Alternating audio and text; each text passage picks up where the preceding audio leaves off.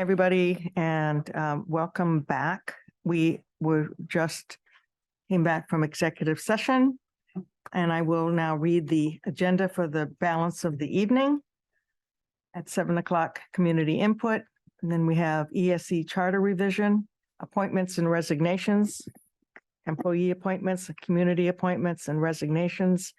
We have town hall native plant garden discussion, Green No Barn deconstruction and demolition, the review of the special town meeting, committee discussion, our board discussion of committees, church mutual service contracts, select board policies, town administrator report. We'll review the minutes and warrants. We have some cemetery deeds tonight, liaison reports, and the community input. Oh, boy, we've gone over to 2 pages on the agenda. Yes, it's bad. Well, we're putting more information on the agenda. That's There's much more detail. You'll notice, for instance, on the appointments and on the committee discussion, it actually lists which committees we're going to talk about. So we're trying, we're putting more and more information out as we go along. It's a process, and hopefully it'll continue to evolve. Is there anybody here for community input or anybody online? And if somebody who's got control of the Zoom, if they will check for raised hands. And seeing none, we'll go directly to the ESC revision. Okay, let me get that up. We actually discussed this before, so really I don't expect a lot of discussion. Number 2. I move the select board amend the charter of the Environmental Sustainability Committee as presented in the packet pending legal review and or minor grammatical revisions. Is there a second? Second. And so all the changes are highlighted in this document? Yes. Okay. So that what's in red are the changes from what used to be in it?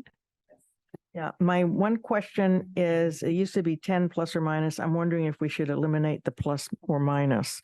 I mean, it should be one or the other. It just should be 7. Yep, I agree with that. I also think there should be a parentheses after 2 associate members, just clarifying that they're non-voting. Associate members are always non-voting. Unless they have to stand in for somebody who's not there. Yeah, I think it was intended for them to be voting members. Is that correct, or non-voting? No, then they're not associate members if they're voting. All right, so I have just I guess a question, and apologies that I don't think I noticed this in the original charge then, because it's not highlighted in red, but the sentence at the end of the what is this, the second paragraph, I guess, that says we collaborate with local, regional, and national organizations to endorse the changes being made in like-minded communities around the globe. So I know that's very broad, but it just made me think about, so are we empowering this committee to represent the town of Carlisle? And so, if another town wants to adopt, a zoning change that, the ESC might be supporting that, or I'm curious, I'm not sure where that came from and what the thinking was behind it. But I do think we want to be clear that the ESC is a committee of the select board, and so wouldn't be endorsing something outside of actions that take place in Carlisle without coming to the select board. I think that's a good point. I assumed that they would come to the select board prior to going out and speaking for the town outside of our community. Mm-hmm. how about adding the word "we may" with the approval of the select board collaborate? Perfect.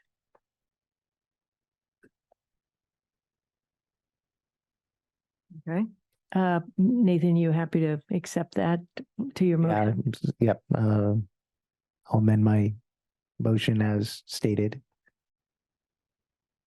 So Make it's, it really it's the hard for charge as Gretchen to figure amended. out what the motion was. you had the charges presented and it's now going to be the charges amended. Yeah. Any further discussion? We had somebody seconded it, right?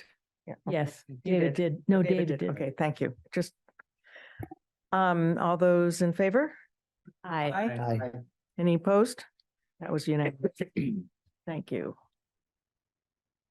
Next item on our agenda are appointments and resignations. Let me get mine. Would you like me to move some of the Yeah, appointments? if you already have it up. And do we want to do them all together or separately? Hang The on, I have. three community appointments. They're for different committees. I think, 3 are different committees. Just pick one. yeah, Just one at a time? yeah. Just pick whichever one you want to do and I do all Move- three at once. Yeah, okay. I move to appoint Aidan O'Connor, 59 Maple Street, to serve as an alternate member of the Environmental Sustainability Committee for a term ending June 30, 2026.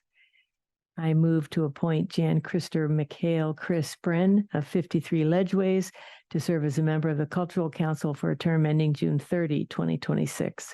And I move to appoint Ian Applegate, 51 Robbins Drive, to serve as an alternate member on the Zoning Board of Appeals for a term vacated by W.J. Lee, ending June 30, 2026. The second? Second. second. Great. May I ask a quick question though? Sure. What's the difference between an alternate member that are listed here and the associate member that we just put in the Ah, charter for ESC? I think Are they it was meant to alternates be an or- associate. I think it was voted in as an alternate. Oh, I'm not sure. Because we just, the chart, The charter committee says- now, the charge says associate member. It's voted in. Should be when you all associate. voted it in It should be as associate. member. So I think I tried to just keep the language consistent.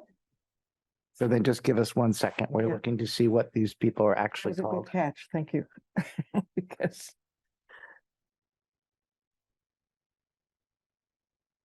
ISCOM has them, right? The ZBA has them. Was that? ZBA. has them.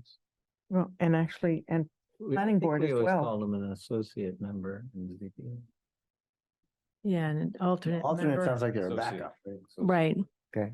that you vote if somebody's not there. Yeah. In the bylaws too, but it's associate. Okay, so I'll make a friendly motion. Yeah, friendly modification to the motion to change alternate to associate okay. For the for all three. profit. No, Chris Bren is a member of the Cultural For Council. anyone where it says alternate. Oh, yeah.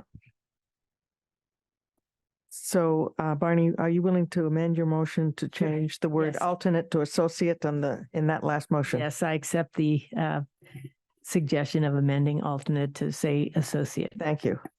And Travis, did you second that? Second. Okay, great. Any further questions or discussion? All those in favor? Aye. Any opposed? Thank you. That's taken care of. Number 4, gonna find it on my. They're not in order. Oh, the garden.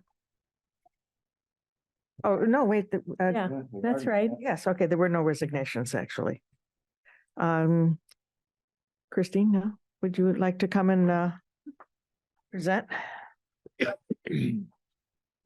Hi, Christina Christodouloupoulou, co-chair of the Environmental Sustainability Committee. And Judy Asserkoff, co-chair of the Land Stewardship Committee, wanted to be here as well, but she is currently co-chairing upstairs the Land Stewardship Committee meeting, so she can't be in 2 places at one time. So we are proposing planting a native non-cultivar showcase garden in the cleared town hall beds. And both ESC and LSC have unanimously voted to support this. Why a native non-cultivar showcase garden, you may ask? It is a known fact that there has been a massive decline of insect and bird populations and biodiversity affecting the whole food web, including humans. Causes include pesticides, habitat loss, invasive species, light pollution, climate change, and loss of native plants. And entrenched landscape practices are part of the problem. And the typical residential garden is full of non-native, genetically modified specimen plants, which are very pretty, but do not support most insects or birds. People may see bees on ornamentals and think that that plant is beneficial, but it does not mean that the bee is actually getting the nutrients that it needs by being on that plant. Sufficient and appropriate nutrition is gotten from native plants. Some insects have even evolved to rely on just one type of native plant. So no native plant, no specialized insect species, reduction in biodiversity. You get the picture. I've tried to keep this portion really brief in consideration of time, but if anybody has any questions about the integral relationship between insects and native plants, please don't hesitate to ask. So specifics on the proposal. Members of ESC, LSC, and the Carlisle Garden Club have worked together to come up with this proposal, although I'll say that we have not officially reached out to the Garden Club yet because we wanted to allow the select board to weigh in first. The proposal is for what is currently cleared, the two beds out front by the entrance to the town hall, and also the side bed facing the parking lot. No existing plantings will be removed. The proposal that you have, there you go, on the screen, shows a planting plot and also lists the plant species that we are hoping to include, obviously based on availability. Care has been taken to consider color and texture in the design, and of course to support pollinator and habitat nutrition. And a small note, although not specifically native to the area, we have included lance leaf coreopsis and purple coneflower because they are commonly used in native pollinator gardens due to the huge benefits that they have for pollinators. Some residents wish to donate 2 mountain laurels in honor of Charlene Hinton, and so we would like to include those in the side flower bed between the windows. I think that's actually very generous and nice of them. Signs indicating that these beds are native plant pollinator gardens will be added, and these signs will include QR codes that lead to a website where people can get more information on the specific plants used in the gardens and the overall benefit of native plants and why we're promoting them. Also, we will include a small metal plant labels identifiers so that if somebody likes a plant that they see, they can have instant gratification and go find out what that plant is. Wood chips from the transfer station will be used as mulch, and this is for 2 reasons. It reduces the cost, and it's also a very sustainable option. And I just wanted to note that it will take a few seasons for the flower beds to reach their full lushness and to fill in completely. We have communicated with the owners of Rainbow Perennials here in town, and we will try to see how many of the plants they can provide for us. And then we will supplement the order through reaching out to regional native plants nurseries such as Garden in the Woods, Blue Stem, and Monarch Gardener. As for the timeline, during the winter, we will order the plants and the signs and anything else that we need to order, and also create the web page, the information for the QR code. And in early spring, we will prep the beds. And as soon as the plants arrive, which will probably be later in the spring, we will plant them. And also there might be possible supplemental planting in the fall, budget permitting. As far as maintenance, there is a bit of infrastructure needed in the form of connecting to the existing irrigation system to include irrigation for the beds. And we are avoiding sprinkler heads. We're opting for drip irrigation for 2 reasons. One, to conserve water, and the second being that with sprinkler heads, there's a potential of staining the siding of the building, and we don't want that to happen. So drip irrigation is what we're going for. Knowledgeable volunteers from ESC, LSC, and the Garden Club will do periodic weeding of invasive plants in the beds and minor pruning if needed. Once established, these plants should be rather self-sufficient, which is an extra bonus for planting native plants. In the case of minor attrition, sometimes plants just don't like where they're placed. There may be some future planting necessary, but the cost for that should be really minimal. And speaking of costs, the estimated cost for this project is $5,000, breaking it down into about $1,500 for irrigation, $3,000 for the plants, and $500 for the signs and incidentals. And we hope to request ARPA funds to cover project expenses. This this proposal touches on a number of recommendations and goals, including the select board's decision to support embedding environmental sustainability in municipal practices, master plan recommendations for breaking down silos and communicating and collaborating across various town entities, embedding environmental sustainability in municipal decision-making, and also ESC goals for community outreach and information on sustainable garden practices and sustainable facility management. And what better place than Town Hall to reach the public and to lead by example. Thank you. I spoke really quickly so I could keep the time down. Thank you. Anybody have any questions for Christina? I have a question. This is not, you're not addressing the grass. You're just addressing the, Just and the I guess the cleared, question is why not? why Grass, not? Yeah. We would love to at some point address the lawn, but we just thought this is a nice introductory step. It's a good opportunity right now since the shrubs were already cleared from those beds, and right now it's just weed cover and weed preventive and Gravel. mulch. Mulch? It's mulch, yeah, a bark mulch. Yeah, okay. And so we just thought, well, this is a nice step to sort of introduce the idea. And if you like the idea, we could certainly take additional steps in the future. And so you haven't talked to the garden club yet? We have worked with a couple of members from the garden club, but we haven't officially approached them to. Because I know there's a lot of gardens out there that have, you know, extra stuff that if they could possibly help if you don't get what you need from Rainbow. Mhm. Great. Any other questions? Barney? Yeah, this is a very thorough proposal and certainly the pictures look great. I think it's a terrific idea. I'm sort of aware though of, you know, over the next couple of years, who knows who will be on the sustainability committee or in the garden club or whatever. And so I'm just wondering if have you thought about who is ultimately responsible for the maintenance of the beds? And is that going to be something the ESC is committed to, or, you know, who's going to do that on an ongoing way? And it would be good to have that spelled out so that down the road, we know. So this is sort of a joint effort between ESC and LSC, and so I think that we can both take on that responsibility.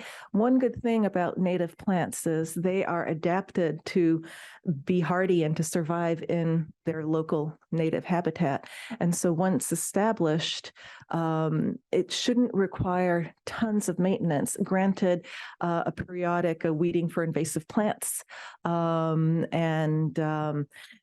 once the mountain laurels are established, they're really slow growers, but many, many years down the line, that might require a little pruning. But once established, the maintenance part of it really should be quite minimal, less than what even this year with all, well, actually we had rain, but less than, you know, putting in regular Home Depot style cultivars and having to water them and weed with a lot of mulch and stuff. So this should sort of be a self-sustaining But garden. somebody's got to be responsible to say, oh, now it's time to put it on Laurel, or, oh gosh, we need another load of mulch, or whatever, or this plant died, so what are we going to replace it with? So I'm who, yeah, I agree with you, Barney. I think, that this brings me back to Center Park. Center Park. That's And, what I was, where, it's kind of like no good deed goes unpunished type of thing. And I think that we need to learn from that one and just be very clear as to, okay, what is the select board's role in this, and who has the authority to do what? Because if there gets to be any conflict, we need to have it very clear as to what that process is. We ran into a very big problem with Center Park. So just want to make sure, I think I'm in support of this. I just think that we need to ensure that there is a process. But I also wanted to bring up, you said, low ongoing maintenance. I think we need to define kind of really what does that mean? Like, what are we potentially agreeing to as a select board for how much this might cost in 5 years? And, just like, if we think it's okay and we want to put something, we should do it now and just base that now, rather than have that also be a discussion in the future, if we think this is a good idea. I think we need an agreement. We need to know, like, Right. who's going to do it, who's on first, what is our role? We ultimately the decision makers. I think we should be, because that helps us if there is a conflict. Not saying that there would be a conflict, but there was, and I just want us to learn from that experience, because we took a long time in talking and working that through. Many meetings. I can actually address a little bit of that, if I may. So I think it is actually important to define that this is an ESC and LSC project, so that it doesn't become let's incorporate non-native, non-cultivars. I mean, this is an educational showcase garden specifically to inform people of, look at how many beautiful native plants you can actually use in your garden. And so I think that any alterations and any maintenance should be coming through our two committees. And any additions should also be coming through our committee. So that's one thing. And I'm completely drawing a blank with the second one. I'm so sorry. What was your second point? The cost. The cost, yes. Ongoing. Okay, ongoing costs. So as far as maintenance, I mean, once the irrigation is in place, that should sort of take care of any drought years. And what we'd be looking at more than anything is if there's any attrition. And I would say that is pretty minimal. So like, we're talking a couple of $100 possibly a year. Mm-hmm. So we're not talking thousands of dollars. This $5,000 mark is literally just to get it going. So I would say at most a couple $100 a year. Is there a budget for landscaping? We currently spend about a couple hundred on flowers and other beautifications. So Uh-huh. per year. In those locations? yeah, so this So would you already have the money. yes. And where did you get your figures for instance, the irrigation, the 1,500? So Judy made some very clearly non-binding, just informational phone calls to various people who could do the irrigation. And the $1,500 was on the higher side. I also informally spoke to, oh my gosh, I'm blanking on his name, the really nice gentleman who takes care of town hall. Alan, yes. And he thought that it would actually be really easy, and he offered and was willing to speak to the people who currently take care of the irrigation outside. It could probably be done easily and hopefully for less than 1,500. But Were the people that Judy talked to familiar with our special pricing as a state government? they knew it was for Carlisle. Okay. Yes. And it was very clear that it was strictly for ballpark information. So I still think we need in my opinion, I still think we need a clear definition of who's on first, who's on second, and what the ongoing agreement is, just to make sure that 5 years from now and Right. or 1 year from now, when whoever was not on this board they're not having to deal with something that we did. Want to go back and amend the charter to say? I was and just they going to will- say the committee charter, and we they should will- have added this. The flower beds, the ESC change, right? Yeah. I don't think we need to, but it would be nice to have a document like an MOU. Yeah, but we didn't make a motion yet to amend, right? We haven't made any. Haven't made any Oh, yeah, motion. okay, yeah. I'm saying for the charter that Yeah. we did earlier, we could add that to their charter that they would. Oh, yeah. No, I think No, this no, is no, a I'm just, separate I'm document, yeah. being facetious. But I do think we should have, I agree, an MOU would be really good. So- And I think a part of that, because I think Yeah. you would also really work hard on making this document happen, and you could, I guess you wouldn't want to look at Center Park. But I would work through the mechanics of how the two boards are going to. Mhm. I can't imagine that you're gonna meet as two boards every single time you want to do something. So what's the mechanics of the two boards deciding what happens? Because if it's two boards, then they have to vote on it and they have to Mhm. be a mechanic there. Okay. And on the cost and the proposal to have ARPA funds cover that, has there been any discussion at the ARPA level about this? No. There have not, Okay. and, since we are more or less ARPA, did you, I think, no, this board is the one that select makes, board ARPA decides, makes yeah. recommendations to the Right. select board. Select board decides whether to spend the money or not. So, but sometimes you can send a message to ARPA or not. You might just say, because ARPA knows how much money there is and knows what all the requests that are going to be coming in are, or possibly do or don't, I don't know. So. it's- And as I recall from the minutes, I think from the last meeting or the meeting before, am I right about thinking there's about 127,000 undesignated in ARPA? Or On unless that, there've on been that some idea, votes? yes, but then there's also there's the wastewater treatment plant that's in need of, that's on the list and that we put on the list, and we don't know how much that's going to cost anymore. And that would come out of the current Well, we'd balance. have to discuss that Yeah. when that comes. But up. if we approved it, it would come out of that balance. It's not already been set aside, right? We haven't done that. Some money has been set aside, but not half as much as is needed. Mhm. I personally don't want to be directing ARPA and saying, oh, ARPA, advance. find this. I'm, That's why we have them. Yeah. That's why we have you. well, And Scott. but and I'm not speaking for ARPA and I'm not speaking, for us.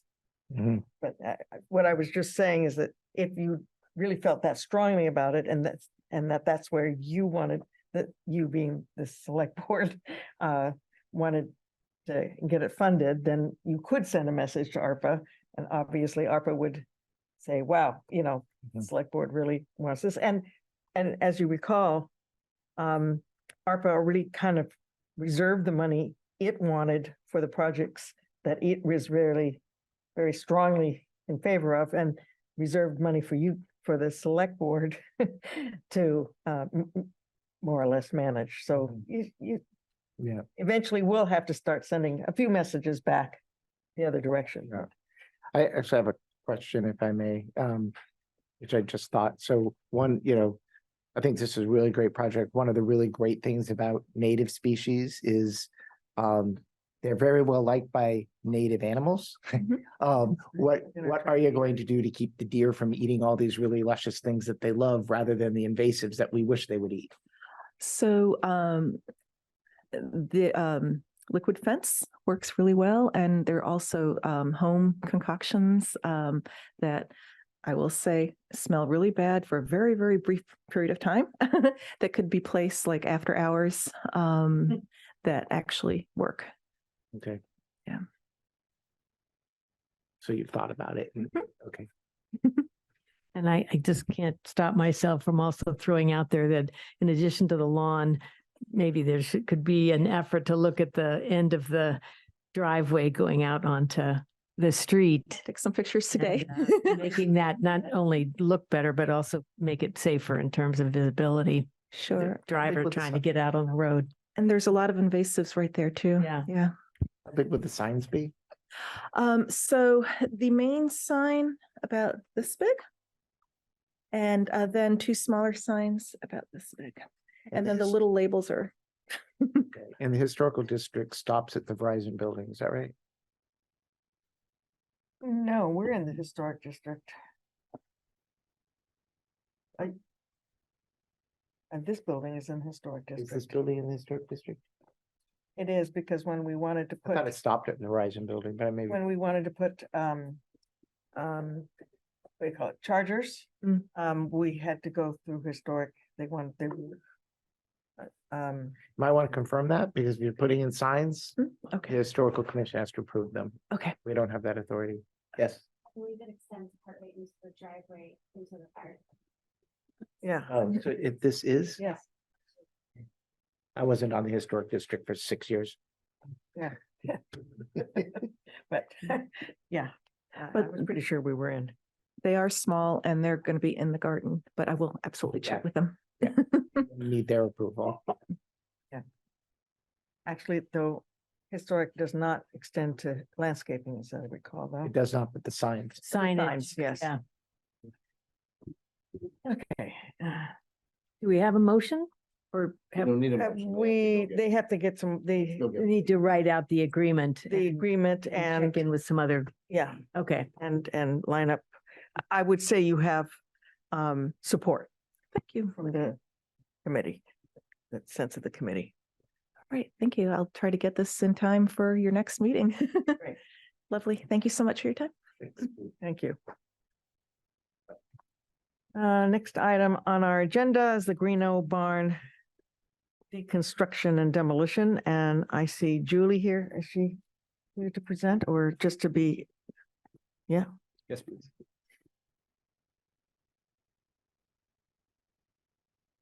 Thought you said you were going to present it all. Ready. Do you want to pull the documents up on the screen or should I just? Yeah, just tell me which ones. Sure. So I sent 3 PDFs. I have them ready. Okay, perfect. So, and we, excuse me, and we also have something on our desk. yeah, That's different than what is it, a PDF? Well, it's annotated. it's feedback as of today. Other committees, yeah. So these will be added to the packet and presented as we're discussing them. Yeah. That's why they're in front of you.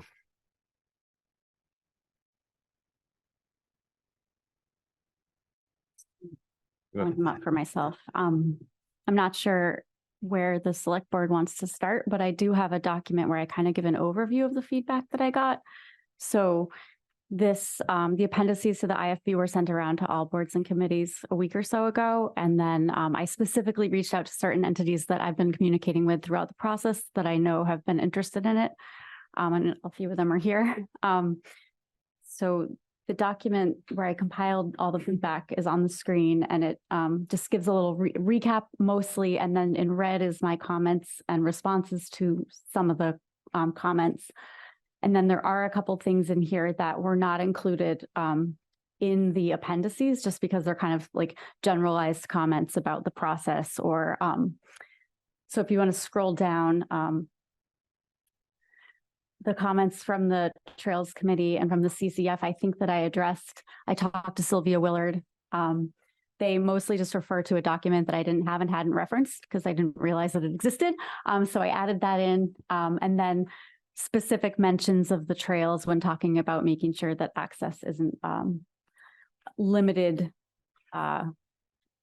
in the paragraphs talking about access, like specifically calling out trails and then noting that there are different trails that are through the land and across the land and to try to keep access, limitations to access minimal. I did send these finalized documents that I put together to the people that provided feedback as well, just to make sure that if I didn't get something right, they could have an opportunity to let me know. And so if you want to scroll down, there's a comment here from Tom Bellata. It's a general comment. I didn't provide a response to it.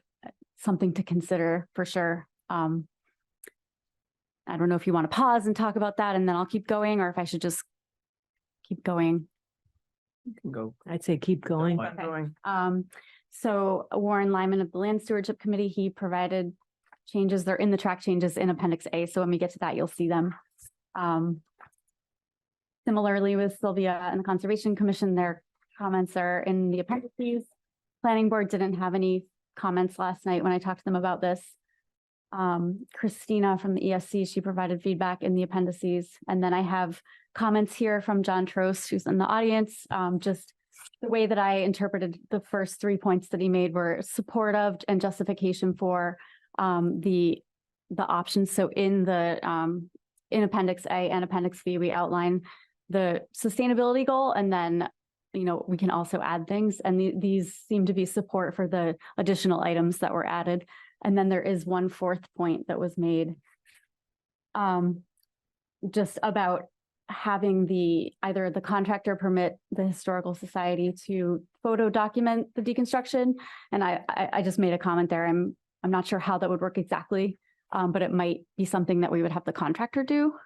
And I don't know if that's feasible, or if they would be doing it the same way that the Historical Society would want, but I just flagged that we'd have to consider how we might approach that if we want to include it. Should I keep going? Okay. And then there's one last comment, I think, from the Historical Commission, and I had an email exchange with Chris today, and I sent them all the photo documentation that I have, and they let me know that that satisfies what they were looking for. So that's that. And then we can pivot to Appendix A if you want. Can I Quick give question. Oh, sure. Of course. just a quick overview, because we've been diving deep into this. I just want to make sure that people listening understand where we're at, because I barely do. So this project was approved at annual town meeting to deconstruct or destroy the Greeno barn. At the time, there was a significant debate about the sustainability of that effort versus the cost versus the need to remove it for safety purposes. So Julie, members of the community that are here, boards and committees, have worked over the summer and the fall to understand the project. Procurement law really prevents because it's public construction, really prevents the idea of deconstruction for municipal purposes, which is interesting, since they're also advocating that we deconstruct things. So by law, we can only require a minimum for deconstruction purposes. What I mean by that is we can say you have to meet this threshold of deconstruction or reuse, but we can't say specifically how they are to do it. So a lot of the comments and feedbacks here that you're seeing is what people are advocating that we include as a minimum. So once we release the RF, it wouldn't be an RFP, it would be an IFB, because we can't control it. If someone meets the minimum thresholds, then we have to take the lowest bid. So that threshold is really important to A, solicit people to help us with this project, but B, to make sure it meets your intent and the community's intent. So there's some of that background. Also, as I've learned, and Julie and Sylvia have helped me learn, there's multiple actors on this site. So the Conscom owns the building itself and the land, and then down into the Greeno space, the CCF owns the entryway, if I'm saying that correctly, and then the trails weave through there. And then the select board's interest and the finance committee's interest here is the money. So the idea that all four of these agree on it is important for the project's validity. So at the select board's discretion or request, Julie and I have been engaging, and this is the feedback about that whole process for people to understand. And then the 2 pages or the stuff that Julie's about to review will be inserted into our boilerplate language for an invitation for bid. So the most important documents for you are these. The rest of it is just turn it in at this time. We'll open it in this way, the way we do every IFB. So the whole boring document isn't here. It's just the meat and potatoes of what we need input from. Sorry, Julie. No, that's great. How much money was approved by town meeting? 280,000. Does this make this more? 200. 200,000. Yeah. Yeah. Fine, that was what was in my Thinking mind. of the Corey lights. Sorry. Ryan, I just want to ask a follow-up to what you just described. So if you RFP or IFP for a building something, not demolished, you also can't say build it out of, weathered timber, and you can or you cannot, You can. but you can't tell people, and can you tell them how to do it? Like, make sure you use a solar powered cement mixer or something like that. You can can. do that, right? Yep. So why can't you do the reverse? What is the thing that says you can't tell the demolition guy how he's supposed to undo it? It's a really good question. So you're going to see some advocacy in this document for maintaining the center of the building. Right? So we can include that as a minimum. But there are folks out there that would like to take the middle, but they want nothing to do with the rest of the building. So we couldn't say, for example, that we like your proposal better than this proposal if it costs more. Qualitative, I see, right. But let me try it another way. We should separate, it sounds from what you're saying, we should separate let's forget about who gets to the slate and who gets the middle and all that.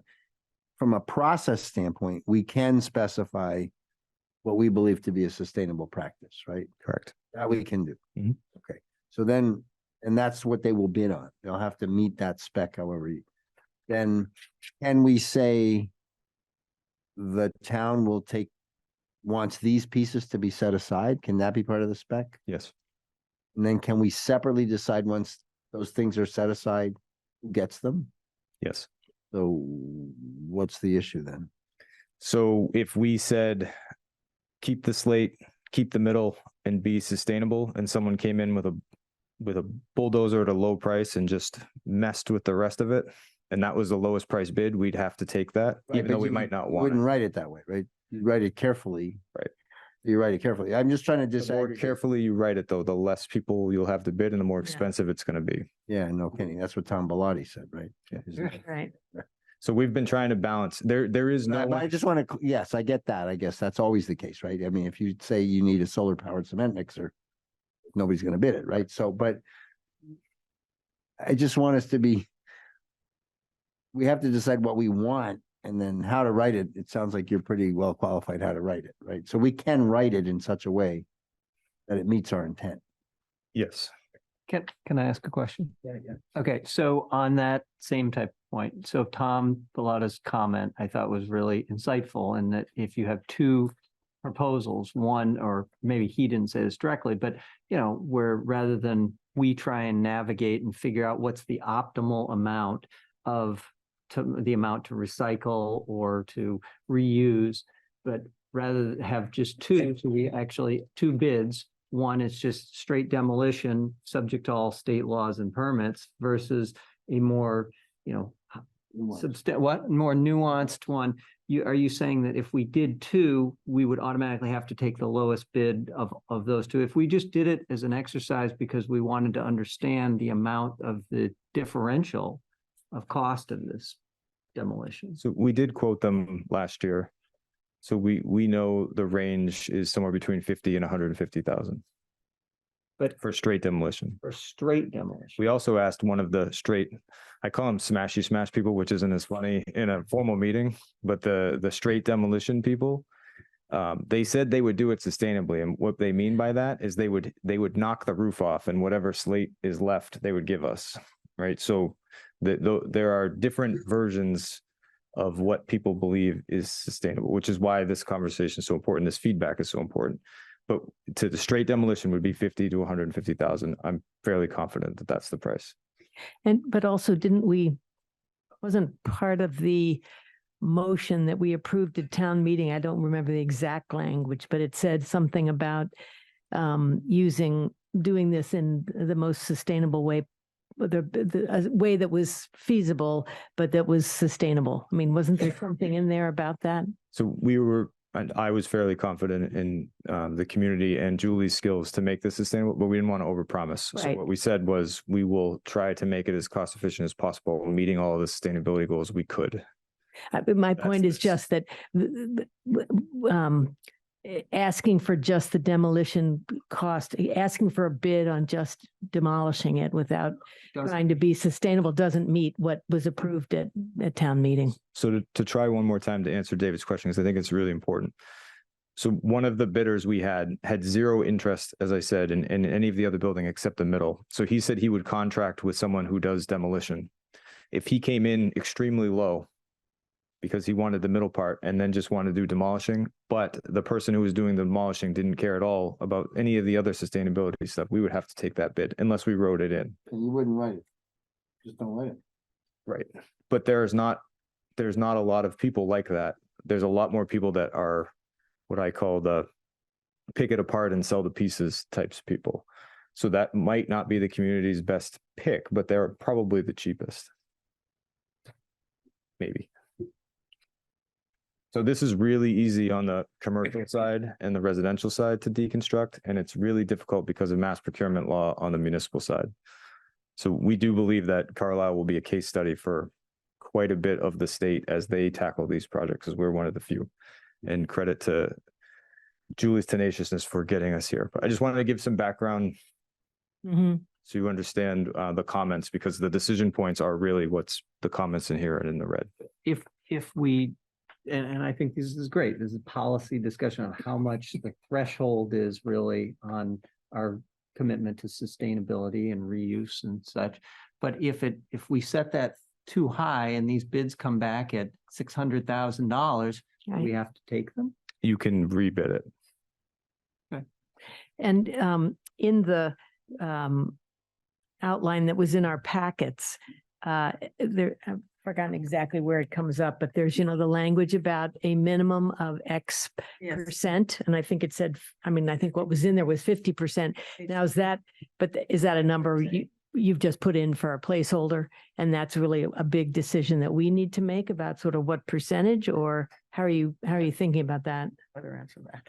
So a lot of information went into that number, actually. Okay. We met with 4 different deconstruction people at the site. I did a lot of research with the Center for Ecotechnology, Recycle Works, Massachusetts. There's like a demystifying deconstruction, that might not be the right name, but group that the state put together. I attended some of their workshops. We were trying to not have it be too low that we underestimate and then end up paying a lot when they easily exceed it, or too high that we preclude people from being able to respond. And we did have one deconstruction expert that actually gave us, came out, I gave him the plans and he estimated the weight of the total structure, because 50% is just a number without, some kind of metric and understanding of 50% of what. Yeah. And so we got some really detailed feedback from him on and how he calculates the weights of different materials and the weight of the structure. And he felt that 50% would be a good minimum to set. And we internally as staff had kind of always been thinking it might be somewhere around 50%. And so our research kind of confirmed that. But I don't think that, and I don't want to say that it's not a question for you guys to talk about. It's still something that's for discussion. Sounds like you've done lots of work to give us a reasonable number. So that's great. I do think if you look at the base option as 50% and then you consider some of the base option plus additional components, you're going to get more than 50%, right? And then if you consider that a lot of the materials that are on the site are required to be recycled in Massachusetts, you're going to get higher than that. I think it's a good minimum where we'll get a decent amount of responses, hopefully, knock on wood, and then incentivizing sustainability within the contract terms. Did you want to mention something about that, Ryan? If they exceed the 50%, how we're handling that? In what context? So the contract language that town council put, that has the different increments, if they come in and it's 60%. So we can bid it. We can bid it with alternates. So if you were to do 60%, how much more cost? If you were to do 70%, how much more cost? That is kind of the Tombolata. Yes. So I don't even know where to begin. This is like a whole summer's worth of data. And who knew that it was going to? Right. So because we've been trying to demo this building for a very, very long time, and I'm just trying to remember all the sequences. There was let's put it out to bid to kind of reuse it, and that bid came back very high. And so the select board did not present it to town meeting. We've just presented it to town meeting at a much lower number, and had it approved. So we have we have a serious safety problem, I think, which is generally agreed, and an urgency at doing something about this. This is a lot. When I read this, it seems to me like it's really going to impact the cost, and we would have to go back to town meeting again. I'm just trying to think down the future. I read in here, there's an interest in the middle of the barn. Well, how strong is that interest? Like, I mean, do we get to that point and then nobody wants it and then we have to demo that? It's like, is everything in place here? And do we risk getting a bid that's $1 million and deciding we can't present that because we don't support, I certainly wouldn't support that much money to take down the green oak. We need it gone, right? Or let's say that it's closer. Let's say it's like $400,000 and we go to town meeting and they say no. What are we going to do? Like, what's our backup plan, and what level of expense would we support? This seems to be everything, right? What level of expense do we support? If all of them come back, and the lowest bid is $600,000. As I think I heard somebody say that, But I mean, we have to rebid it. Right. Then we're starting all over. Anyway, right now, we're constrained to the 200K, no matter what. Right. Right. It was. Can't accept a bid greater than 200K, right? Right, exactly. Well, no, we can't, right? But we could put it back to town meeting. Right, well, we could do that anyway. I guess the point is. I think this take is your more than point, but if 200K. we come back and everything's above 200K, we'd have to go back to town meeting Right. anyway. We would have the opportunity to de-scope it before we went to town meeting, right? I presume. Yeah, but we're starting over again. I know, Right. that is the risk. but- I'm assuming, and correct me if I'm wrong, that you tried to scope this for 200,000. Based on discussions for that you everything. had or not. So there's very little, That- there's very little experience with this, as I keep saying, but almost to a contractor, we do make money for some of these preservation efforts. So there are folks who come in and they repurpose the timber, for example, and they reduce the amount they'll bid based on how much they'll make. The folks that repurpose the barn were interested in the middle section. They would just take it away for free. Unfortunately, we can't do that. We can't split the bid into 2 or 3 parts, even though that helps the town. And I fought with the state. You can't do it. So the middle part might be a 0 cost, and then the rest of it keeps it. Can't promise that, but we're hoping that it is under 200K. To your point, though, when this was discussed during the budget process, the 200K was a bit of a fight with the FinCom to support that level for this project. So I don't think we could exceed it. No. Brian, in these bids, I should know this, but I don't. In any bid where we've gotten public meeting approval for an amount, in this case, 200, that's a piece of public information that's known to the bidders if they choose to research it, right? Mhm. So they all know, if they want to, that our ceiling is 200K, right? Yes. And We also told each of them that if they come near the ceiling, we're going to rebid it. well, I was saying it a different way and saying, if your bid approaches or exceeds 200K, please suggest steps you would take to mitigate the cost and how much Mhm. it would mitigate it by. Mm-hmm. That we can't do. You cannot, why not? There's no way to compare those bids. No, you'd have to rebid. You would take those, you would rebid, but to Nathan's point, you wouldn't be starting from scratch. In other words, if you went out to bid and you added that and you took their suggestions and you thought some of them were useful, you could put those into the scope and rebid it, but it's not starting from scratch. You've got a lot of, We may have fewer bidders though, right? you may have fewer bidders, but you'd have a work scope and you'd go back to the same bidders and they could bid it then. I mean, I don't know that there's really any harm to that. Do you think this is under what's been budgeted? I'm a positive guy. We're going to get it done. Well, and If we don't ask that question, I then read this and I was thinking millions, right? I mean, Yeah, you know, so there's was I. so many, if it's within the budget, then I think it's a great idea. right, but it might be a little over. I mean, the bids might come in. Do bids, if bidders know that we have a 200K limit and they can't do it for 200K, do they no bid or do they bid it higher and see that let you figure it out? I'm speculating and No, speaking. typically, I mean, typically. Every contractor, we told the contractors what our budget was, Yeah. and they kept coming back. So Right, so they're probably gonna bid under 200. Yeah. All right, then go for it. Well, I don't know that, but also so that's why it matters, the complexity of this. And I believe personally and professionally in every goal that people have added to this document, but there is a limit to the budget as within any municipal function. So setting that minimum, the caution I have is you might get someone doing it for a price that's good, but not the exact way you wanted to do it. Or you set a threshold that's so high that the cost might exceed what you're willing to spend, and then you try again. But we're bringing that to you for Just looking at random here, but you got a thing in demo where the bidder has to seed the disturbed areas with native grass seed mixture approved by Carlisle. Like, why do they have to do that? We could do that later, right? So I have tentative approval from the Attorney General to split that out, maybe. Okay.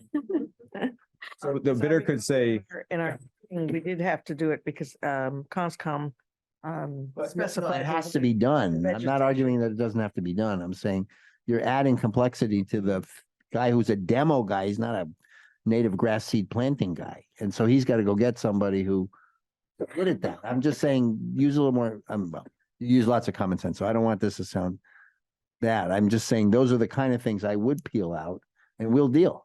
We know what we have to do. you're right, but you can't in some instances. So it's called bid splitting, but a contractor who disputes the bid process would say, had I known I could plant grass, I would have provided a cheaper bid. It's not a legitimate argument, but it is state law.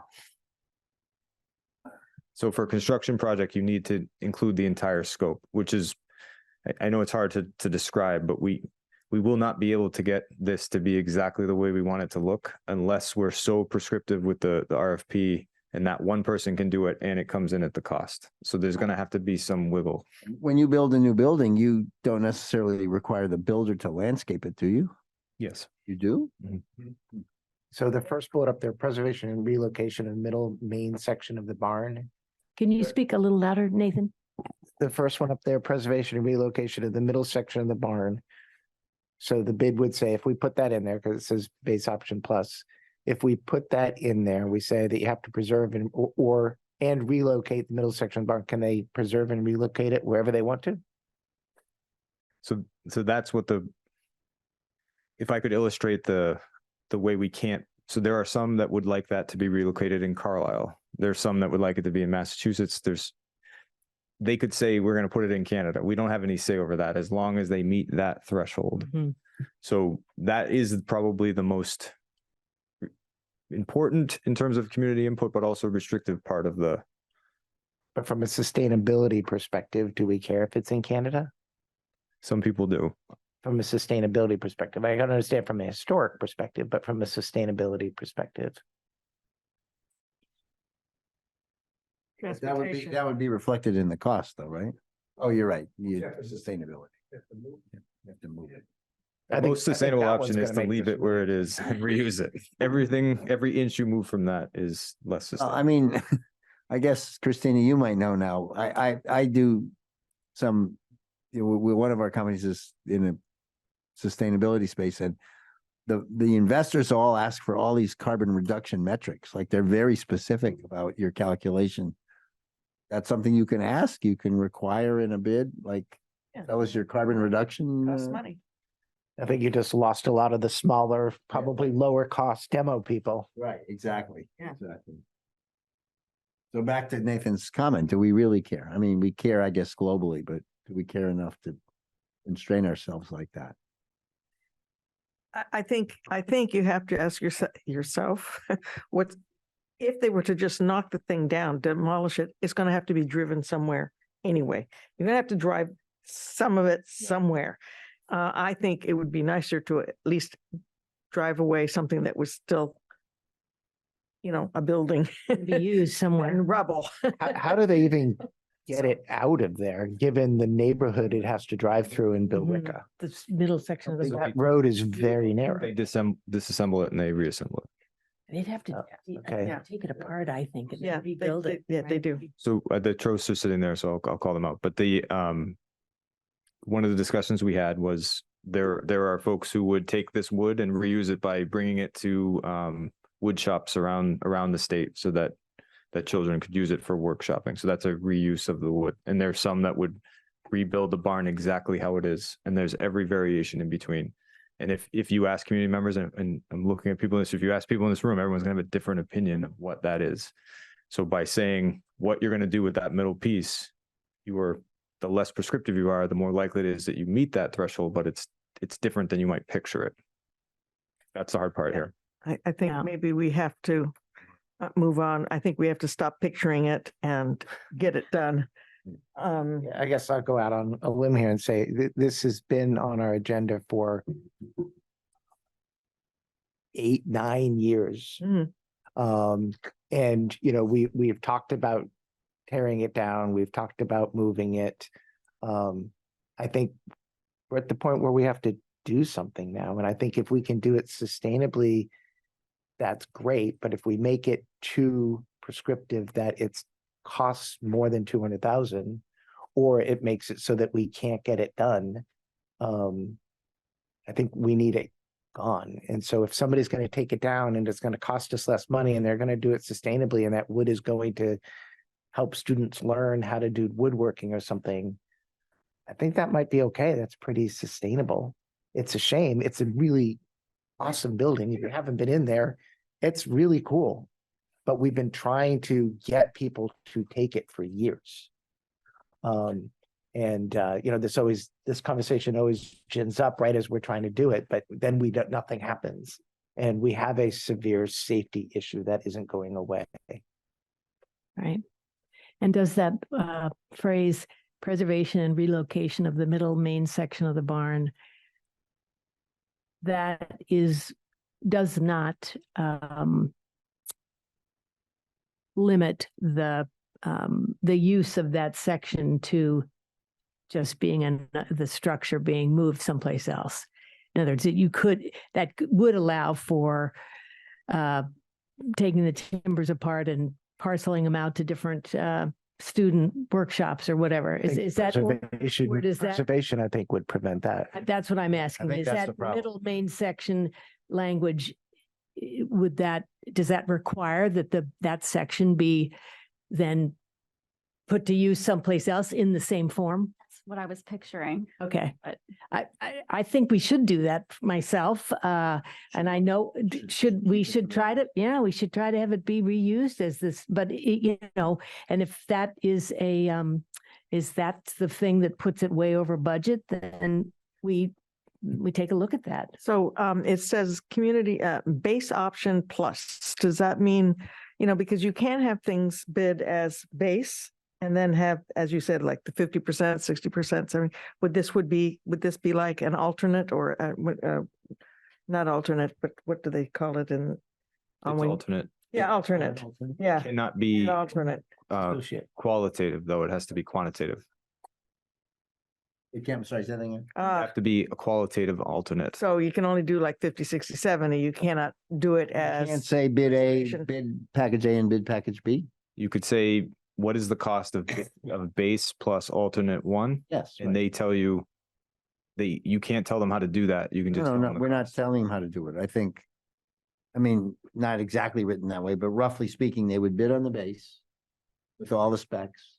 And then alternate A has those 3 things in it. They Mhm. would have to bid the incremental cost of those 3 things, right? Can you show the? So we could see what each Yeah, one the would delta. cost. Well, Yeah, Well, either that way, A, B, and C, yeah, or all 3 is a package. Yeah. right? yeah.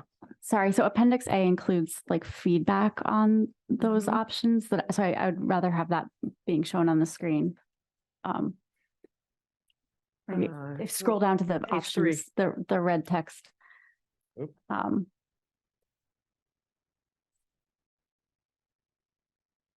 Hey, Okay, go ahead, Yeah, right there. Christina. So if you bid option A and option. Yeah. I didn't mean to point. Can you Yeah, no, please? got it.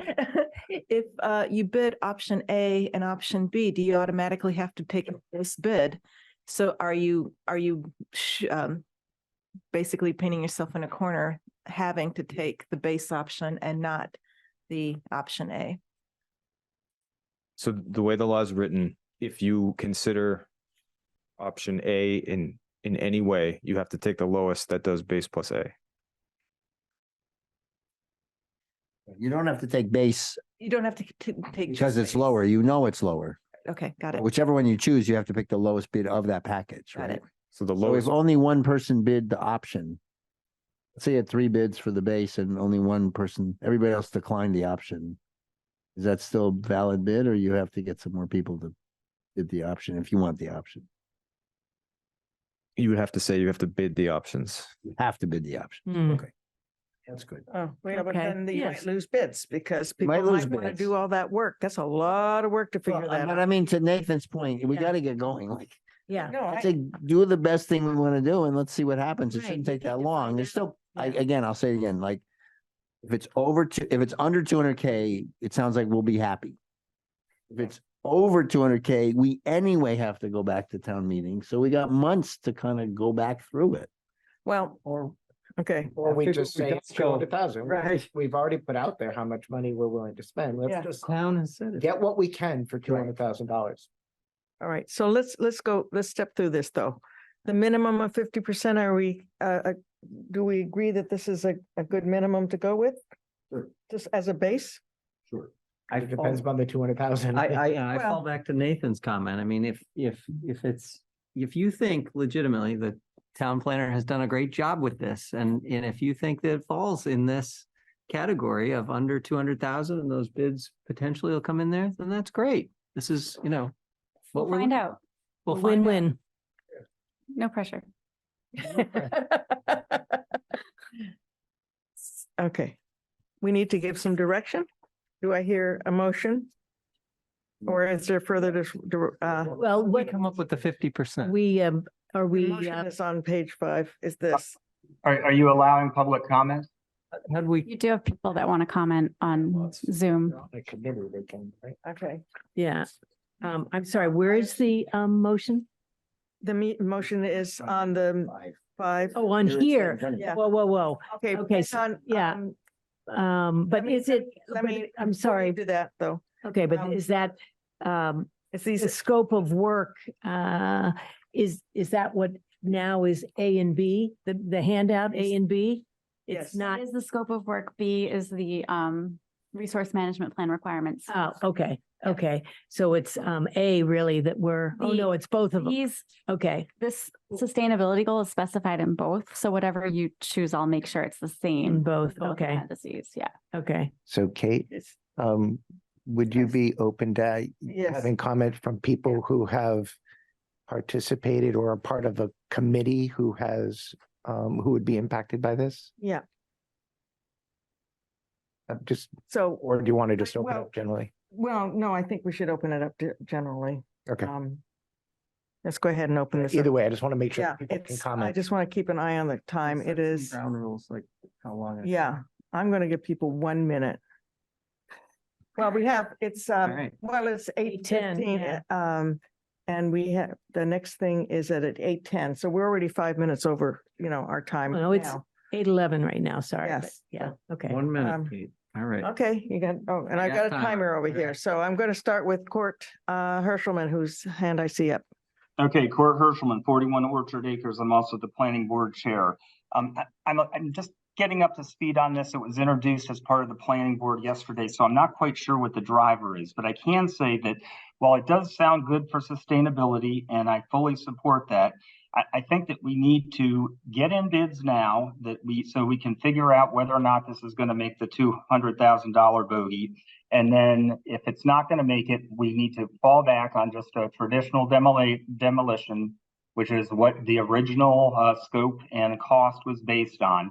We are using a lot of town resources. This is taking a lot of time from the planner and other town staff, including the town manager. We need to put this to bed. There's a lot of other issues that we would rather that we also need to start to pay attention to.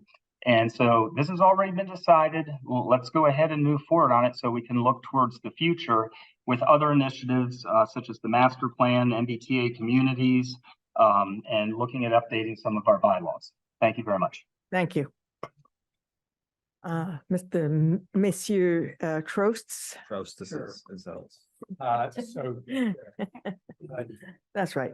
That's right, John. Just kick her out. Jack Trost, 151 Concord Street, and I'm here. John Trost, also 151 Concord Street. We're really here speaking on behalf of the Historical Society. And we just want to emphasize that we think this language that appears in red is really important. It meets the preservation goals that we think were, as the comments that we shared suggest, were presented at the town meeting, including retaining the cupola, retaining the slate shingles. And we believe, and I think Ryan and Julie confirmed this, that there's a demonstrated interest in the center section of the Greenough barn. And I know the Greenough barn doesn't look good, and I know it's a safety issue, but if you went inside, you would be impressed at the quality of the interior of that barn frame. And I think it's only going to be a plus as far as interested bidders, that adds to the value, not detracts from it. So I second the opinion of the planning board. Put it out there, get bids, and if for some reason nobody bids under 200,000, well, then we'll be back to talk quickly about where it might, what could be done.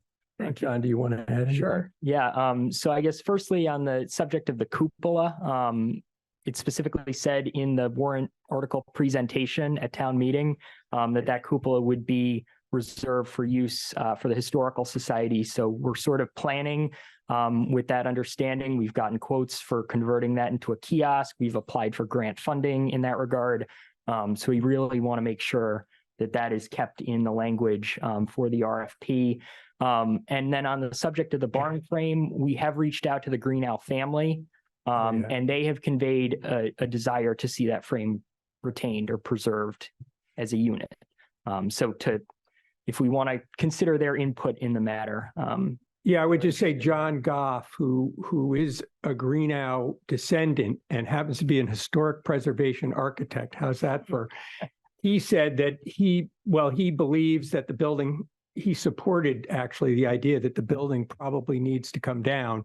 He said that he encouraged the town to come up with a bold and productive reuse idea. So that to us seemed to support the idea that's before the select board. Thank you.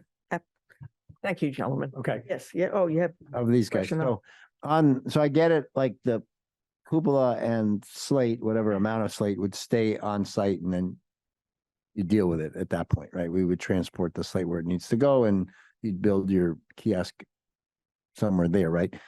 The middle section, as you think about that, and you made a comment, Jack, that it may enhance the value to a bidder. Are you envisioning that they take it somewhere? Is that the idea? Yeah. Okay. I mean, some of the people that we've spoken to, and I think Ryan and Julie as well, see it going somewhere potentially locally, which we would really support that idea. Which that demolition company would determine. Right. And you would not have particular influence on that. Correct. And the way it works happens all the time is they basically label all the parts, Yeah. they put them on a flatbed and off they go. then bring it to the location. Okay. Thank you. Thank you. If we had any excess municipal land, we could have put it on that, but we don't, so we can't. Yeah. Anyway. Oh, yeah, right. We could make housing out of it. All right, are we ready to? Ready. So I am ready to entertain a motion. I'm happy to move the motion to approve the scope of work and resource management plan requirements for the Greenough barn deconstruction and demolition as presented in the packet, pending legal review and or minor grammatical revisions. Now, do we need to say is presented in the packet or is presented in the handout? Is the Sitting in the handout different from the packet? So it's because I got feedback up until today. Okay. Yeah. So as presented in the handout. Second. And I just want to clarify the words in red will be in there. Yes. And did you increase the 1,100 square feet of slate? So that came from the Conservation Commission. They're hoping to increase it by 250 square feet because they have I think 6 kiosks that they want to put the slate on the roofs of. They have 3 existing and 3 planned in the future. How much slate is there in square footage? That's a great question. It's a lot more than that. So are you going to, I guess my question is, so the 1,100 is not going to be 1,100, it'll be actually 1,350? If you agree with that. Should it be more just to Yes, have I'm unclear. expectations? I did add contingency to both of these numbers. I talked to John Mativier about that. So in the motion that was just made, that was to accept this as is with all of the recommendations. Is that right? Or is it accepting what's in red in addition to the, Well, there's Well, blue. that wasn't in There's red. blue now, so. yeah. So there's also comments throughout from different entities. So, I don't know how you want to handle the rest of the comments too. Oh, boy. I mean, are we permitted to move as we give, the town administrator certain discretion to incorporate comments as they see fit and not have to come back with the Mhm. final version? Sounds like Yeah. there's a little bit of editing still to be done. That's not simply grammatical, Right. but I'm fine if you guys just use your common sense and do it. Yeah. I'd rather get it out. So there were a lot of comments that overlapped. I heard a lot of the same things from different people. And then there were a couple where I talked to Sylvia and got answers. I'm trying to remember if I had any that I specifically wanted you to talk about. I have some notes in here for you, Ryan. I don't know if you saw them, but. So the direction I have is this is the minimum, no additional, incorporate the comments that would meet that threshold. When you say no additional, like that slate question, So the maximum here, no additional. So if it says, should we add this percentage, I'm not going to add it. We're just gonna do So- it as listed. So just the 1,100. Right. Okay. I know the 11 plus like- the 250. Oh, okay, but like the marked in blue, like the compacted clean fill 5-inch, blah, blah, blah.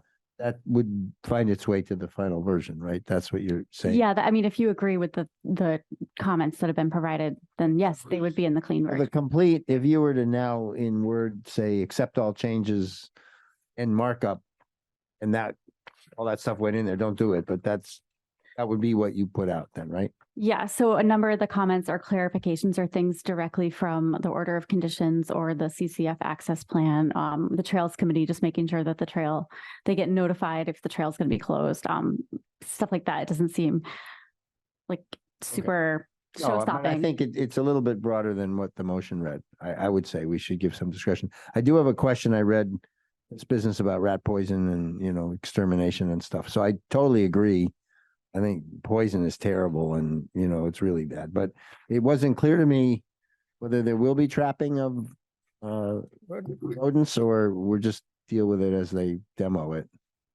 I presume if they make lots of noise and stuff, the rodents will run away anyway, but. So yeah, Ryan, if you scroll down to page 6, I think it's at the, yeah, under Or was it- preparation 3.2. yeah, so scroll down a little bit more. I think it's at the bottom. I had 2 comments about rodenticide. The first sentence, I believe Christina was hoping to just have removed. And then the second sentence was added by Conscom. And I talked to Sylvia and she didn't seem to think there was a problem with removing the first sentence, but as long as we keep the sentence that specifies that no poison can be used on the One in property. blue. So you're saying strike the employer certified exterminator No. part? What sentence gets struck then? So yeah, that first sentence of B, employ a certified licensed exterminator to treat, building, and to control rodents and vermin. We would before, not during, require demolition, them to treat. operations. That was my So question. Christina's here and she can explain to you what her thinking behind that was, if you want to. It ties in with Sylvia's comment. And so my thought was just eliminate that first sentence in B. And I'm perfectly fine, not that I have an opinion or a say in this, but use of poisonous baits for rodent control is strictly prohibited. I mean, I think that makes it crystal clear that no No poison. poison, but you're silent on the, Right. idea whether they Dealing with trap the 'em, 'cause rodents, yeah. somebody else said traps are bad and they don't add any value. Right, so if we strike the first sentence of B, then We're not requiring them to We're not have. So it's up to the requiring, but they contractor. may or may not trap. You're okay if they do set trap. Personally, I'm not, I but. don't know, but if you leave it out, you're, But at letting them least do we're that. not requiring them to, and at least no rodenticides will be used. I guess I'm not agreeing with this. I think you need to employ a certified licensed exterminator to control the rodents and vermin before and during demolition operations. And then, and the use of poisonous baits for rodent control is strictly prohibited. So they have to figure out some other way to deal with the Control rodents. them, right, Yeah. but because cats. But what the comment, I don't know, JM27, but I don't know, ESC, the comment of having traps and maybe bunny rabbits go in there and get trapped or whatever.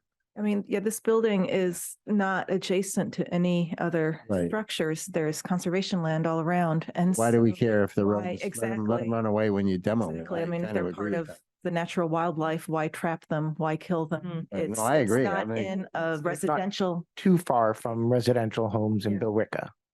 but there's certainly plenty of habitat 100 between feet, right? the barn and the residences. So this is a, on the rodents we're talking about. Yeah, what kind of rodents do we think are in there? Field mice, cute little field mice, maybe big ugly. potentially bats. Yeah, I was thinking more urban, or larger. Yeah. But it's in the middle of the country. Yeah, I agree okay. with Christina personally. I do too. All right, so you got, I think you have consensus, consensus that we're not going to, we will agree to remove the first sentence of B. And add the and second add one the in blue. second line. But I mean, I didn't go through all the Really. parts of this. I'm just saying, is it easier if we simply give, Yeah. other than our specific instruction, give Julie and Ryan discretion, or do you want to Yes. see the final version? I think we should give them discretion. Let's do the That's motion. why you have I a think we want the daytime building government. down. I agree. What'd you say, Nathan? I think we want the building down, so let him do Yes. it as Yes. in as sustainable a way as That's not- We possible. should amend we should withdraw the prior motion and amend it. You say, Well, let's see. It says, as presented in the handout, pending legal review and or minor grammatical revisions, and maybe we say instead, pending legal review and or minor change, Minor revisions. minor revisions as, at the as discretion of the town town administrator and administrator. the town planner. Yeah. Yeah. How's that? Yeah. Okay, so Did I'm we have a happy to second? withdraw the first one and Did we have a second? Did somebody we second? did. You David did. Do you accept the amendment? Yes, of course. Okay, well, I'm just double checking. This is what my job. Is there any further discussion? All those in favor? Hi. Hi. And thank you again. I mean, I know, a lot. or I can imagine that a ton of time and effort went into this and really It's very appreciate the interesting. diligence. Yeah. And it's interesting too, I think I read it somewhere that, or maybe Ryan, you were saying, right, we're going to be, right, this, Experts now. yeah, we will be setting a standard for how to do something like this. Yeah. All right. Thank you. Thank you. Thank you, Julie. We have arrived at our review of the special town meeting and I see that Wayne is with us. Thank you for your patience, Wayne. We're running a little behind time now. We were ahead and now we're behind. I'd be happy to get you caught back up to 8:30. Okay, thanks.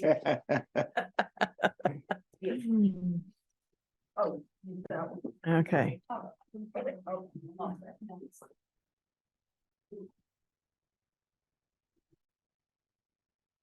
Welcome.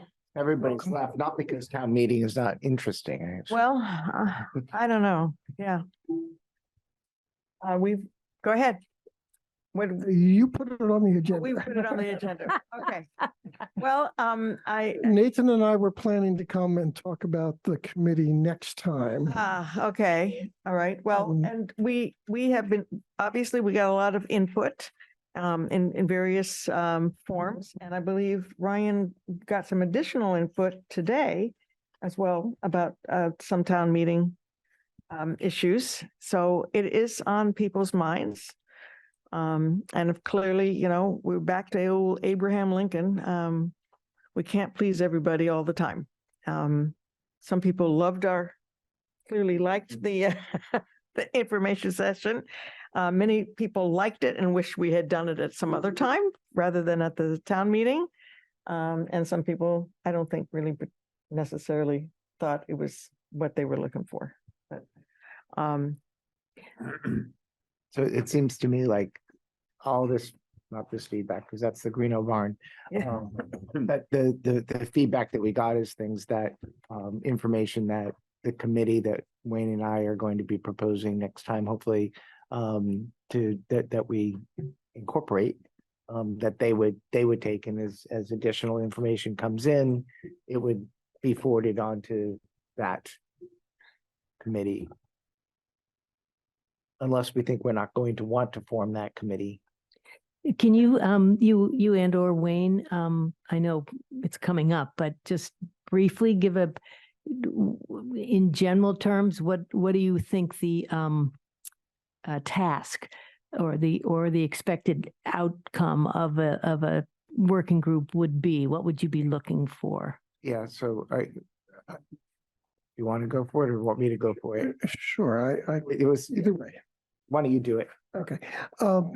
It could be, I would think it would be fairly broad. Anything that could be done in terms of the run up to town meeting, the preparation for town meeting, the actual conduct of town meeting, and indeed even the structure of town meeting. Some people clearly say, why do we have to go and sit for a couple of hours in order to decide things? I happen to think personally there are some good answers to that, but we ought to discuss it. And maybe people disagree with my personal opinion. So let's have at it. So it would be a really broad scope if people want to challenge that maybe we shouldn't have a town meeting form of government. Okay, we can talk about that. To the extent that it's things like people are unhappy with the way I run things, have at it. To the extent that people want to change the time that it gets done on a Saturday, that we include information sessions, not include information sessions, have the select board and FinCom sitting up on the stage or sitting in the audience, all of that would be fair game. And, you know, I think what we were, I was a bit surprised that this got on the agenda for this week. We had been preparing to make a presentation to you for the next time, and it incorporated all the feedback that you have in front of you, including the comments even that Ryan heard earlier today, a question about why do we even have to have town meeting. The particular individual who made that comment to Ryan earlier today, his comments were actually, he had commented similarly to me, and that actually was incorporated in what you saw in your packet. So Okay. I think, you know, as you said, the summary was, I think people were, you know, they were happy with the information session, but not so clear that doing it and making town meeting even longer was the right answer. Well, And I think there are a lot of things that could be done. When you get a committee together, there would be a lot of different ways to skin the various cats that are available. Just a quick thing in terms of the info session. I think it'd be good to get the data on the votes, the 2 votes, because and if Peggy doesn't have it, I wrote them down. No, yeah, So- I do have it, and I thought I had said. One vote was whether this was useful, and the second vote was whether you would want to see this at future town Right, meetings. I do have the data on that, and I'm sorry, because I thought I emailed it to you earlier today, and it didn't go out of my outbox. So question 1 was, do you agree this information session was useful? The vote was 164 yes, 12 no. And question 2, would you support doing an information session for major town meeting discussions at future town meetings? 156 yes and 26 no. So just so we understand, yeah, it was pretty Yeah. resoundingly positive, just for future. But even there are other ways you could Yeah, approach. no, I'm not saying we information have to, session. just Right, I think rather than saying it, because I just want us to be saying what's accurate in terms of the way the vote came out at town meeting, that's all, right? right. I think, you know, kind of on this committee, focusing on the committee, I think, this all came about from this board, saying, hey, are there things that we could do to make it better? I'm not going to say this is a waste of time, but it could be this committee goes and studies things and come back and says, things are pretty good. We could tweak this, we could tweak this, or we could tweak this. It could be that they come back and they make a major suggestion. All of that is kind of, what we're looking for them to do. I just want to be clear that we're not saying go and change town meeting. That's not what we're saying in this charter. What we're saying is, can we make it better? And what could we do to make it better by getting feedback? I throw the spaghetti on the wall and see what sticks. I think it's important for us because we are not getting increased in engagement and participation in each subsequent town meeting. We're just kind of holding our heads above water each time. We didn't have to make any phone calls this time. That was good. But we're trying to grow this baby, not just keep our heads above water. And Growing meaning in terms of participation. yeah, absolutely. Right. So on that, if I could make a comment, I think that was one of the comments I read that's probably significant here is if we're trying to get the parents of young children engaged, it's got to be in the witching hour, right? 7 to 8 or whatever. So any of that stuff we do would really need to be prior, right? Yeah. To clear the deck so they can get right into. I mean, that's what I get out of the comments. So there's that, but there's another thing, and that is how people get prepared for town meeting. And I know, for instance, in Sherburne, there's a committee that prepares. It's a separate committee from select board, but they go through all the warrant articles and they prepare reports on them and hold some sort of, sessions. People go to those. Well, that's what I think we need to find. I don't know. All I know is they've got the committee. We need to find out if they get people in there to hear about these things. Right. So my suggestion would be that we'll actually have a formal proposal for you next time. Okay. I'll say fully baked, just so you have something really specific to react to. But of course, it should have your input and it should be modified. And my hope and expectation, and this is for the mosquito, if we have it. I trust Mary Lynn's up there. Okay. I hope it'll get in the article. The idea is to have a good discussion next time, gets reported in the mosquito, or people can follow up by watching the select board discussion. And then you come back at the following meeting, take any more community input and reaction. And then at that point, you could take a vote. So give people an opportunity to think about it, digest, come back and influence the final charter for the committee. And, the other thing is we desperately would hope that people start thinking about now whether they'd like to serve on this committee. And obviously, I think we want people who know and understand the processes of town meeting. And we want to hear from people who feel shut out, disempowered, whatever. They ought to be on this committee as well. So open season would be my suggestion in terms of people.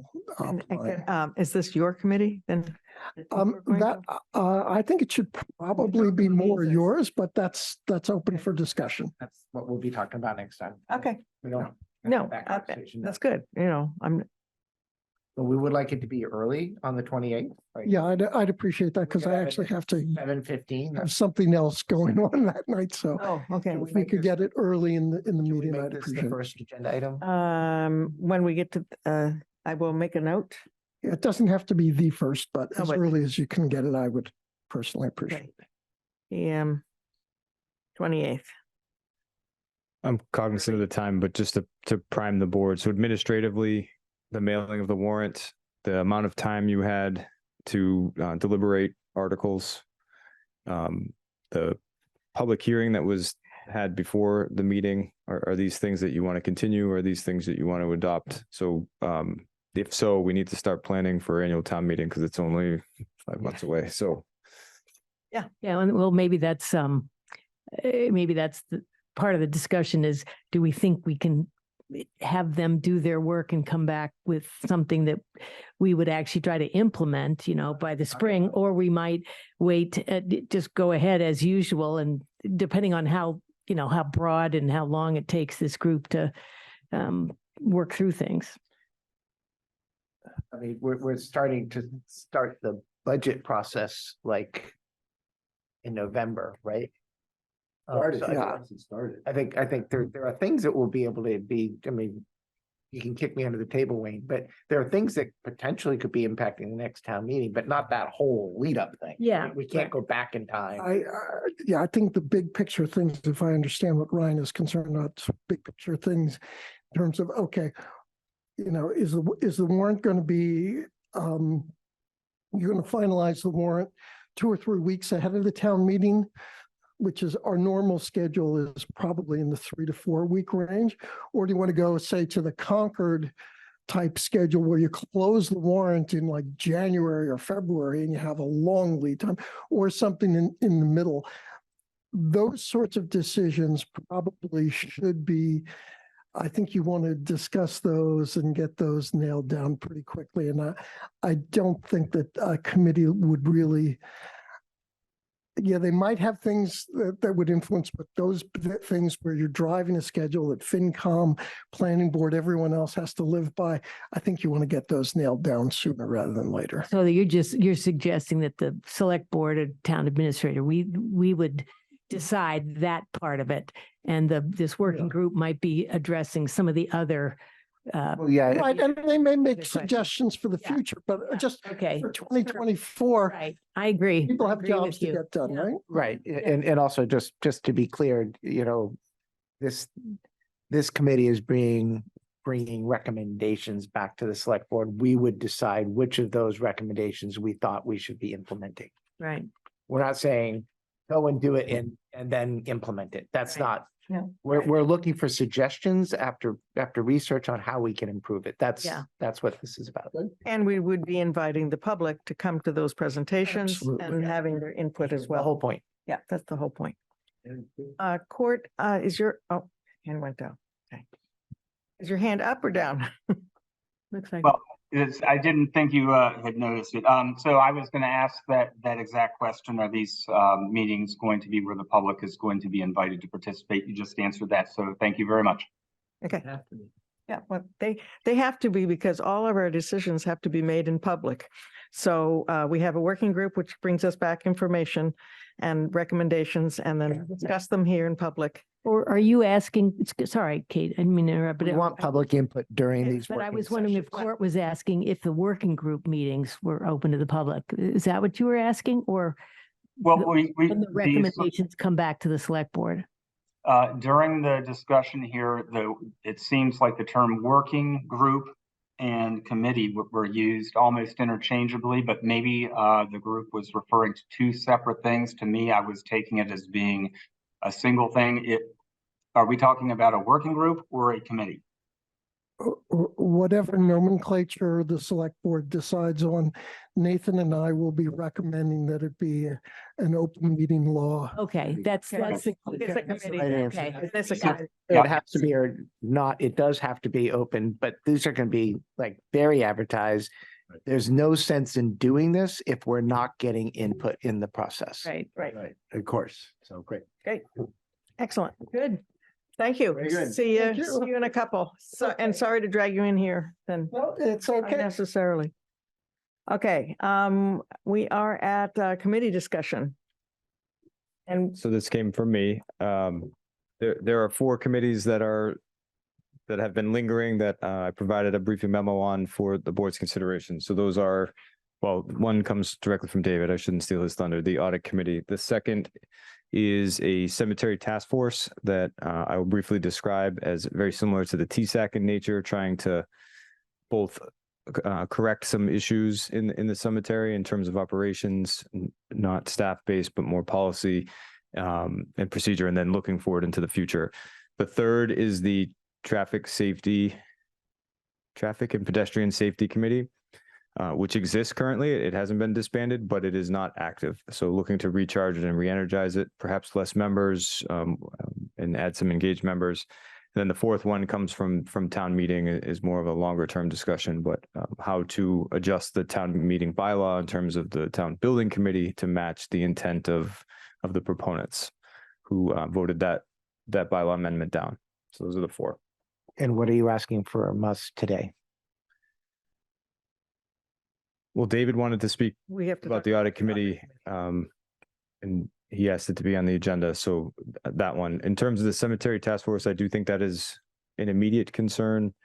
Maybe not to be voted tonight, but in some expedited timeline in the traffic safety, and pedestrian committee is we get requests for this all the time and we need a place to put them that's not going to hijack your agenda. So I do believe that needs to happen soon. So are these on here for us to say, yes, go forward and let's, put together a charter for these committees and figure out how it would do it, or to say, yes, we're going to create these committees right now? I think those are individual. Yeah. The first one. Yeah. Well, I mean, I think we should have a Yes, some of them. discussion about where we feel. Do we feel all four or some of the four, whatever, and then when we a consensus of which ones we could send Ryan off to the charter and stuff like that. Well, some of them don't need charters. So if you take the traffic safety committee, all we have to do is say, yes, let's resurrect that baby. Well, you'd want to take a look at your chart. I mean, with any, And he's suggesting a name change. So yeah, you may want to look at the charter. I mean, you would look at the charter, but it may not be a heavy lift, is what you're saying. Well, what on that, we Yeah. could say, yes, we're directing the town administrator to rebuild, reinstitute the safety committee and come back with the suggested changes. Yeah. On that one. And then on the cemetery task force, that is basically writing the outline of what the goal is and what you want. Right. And so to come back with the language that would be that task force, the description of the task force and what they do. And then I assume we'd put out a notice, in the Mosquito or wherever, soliciting people that might want to participate on it, the same way we did with the Transfer Station Action Committee group. Can I interrupt you and ask Yeah. a question, Ryan?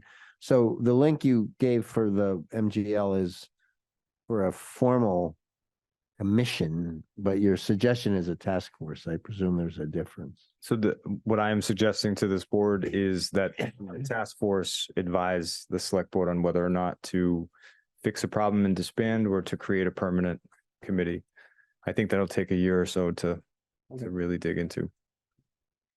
And this was because I know that DPW has been doing. Are we only talking about? I'm just looking at the cemetery one. Are we only talking about Green Cemetery? It would be all town cemeteries. All town cemeteries. This is because I think that like Gary and Chris did a lot of this work before. This is the DPW wants help in doing this now. Yeah, I also think they need help. So I don't think this problem is, I think it's half policy and half trying to tease out what was done in the past and decide what needs to be done in the future, which I don't think is a Jim Hall function, although he's very smart. I think we need direction on where the cemeteries and that operation of town services needs to go. Okay. I also am very uncomfortable with the continuity of this job. So if Jim left today, there would be no one left who could really guide that process, and we would have to bring in a group to try and reassemble the processes anyway. So we might as well document that and see if there's any changes that need to be made. And so, like tracking of deeds, would that still be done by DPW? I would want Yes. this task force to look at it. Well, no, tracking which ones are available and everything is DPW, right? They run the process, the Yeah, town clerk ultimately Yeah. tracks it. As the burial officer. But I see software investments, so I presume there's more efficient ways to probably do it, right? I'm just wondering how are we defining? where There's the a line is? book that has a lot of the burial information in it. It's a literal book, and it needs to not be. Right. It needs to be in a permanent GIS database. Exactly, right. So they're, And then it may not need to be DPW, it could be a administrative function because it would be relatively straightforward, right? But that's why the task force would look at all that. right. You'll come up with some specifics as to what they need to focus on. Yes, but I'm really hoping that they take that and run and really dig into what Carlisle wants so that we can, Is that? yikes, sorry. Talk about graveyard humor. It's the beginning. So this, I just want to be clear, this task force is coming up with how to reorganize and manage the operations, or is it also a task force that is doing that on an ongoing basis? Advise you, and then the select board would make a decision on how to take those recommendations and enact them. So whether that's the permanent committee, a commission that's elected, or a staff function. Okay, so this is putting together, this is different than what I thought it was, which is great, but this is putting together a group of people who are going to go out and advise us how we should be managing the cemeteries. Yes. Okay, I think we should do that. Agree. Okay. And do you want to So- speak to the audit committee at all, or the, what was the other one down here? The, There's a oh, town. the building committee, yeah. Let's start with first of all, I think the building committee can wait till fall. I don't think we have to worry about it because it's a bylaw change and it's going to have to go through Right. town. Okay, And so it's not, I like to get done the things that we can do. Okay, Audit committee, I think we should talk about tonight. Okay.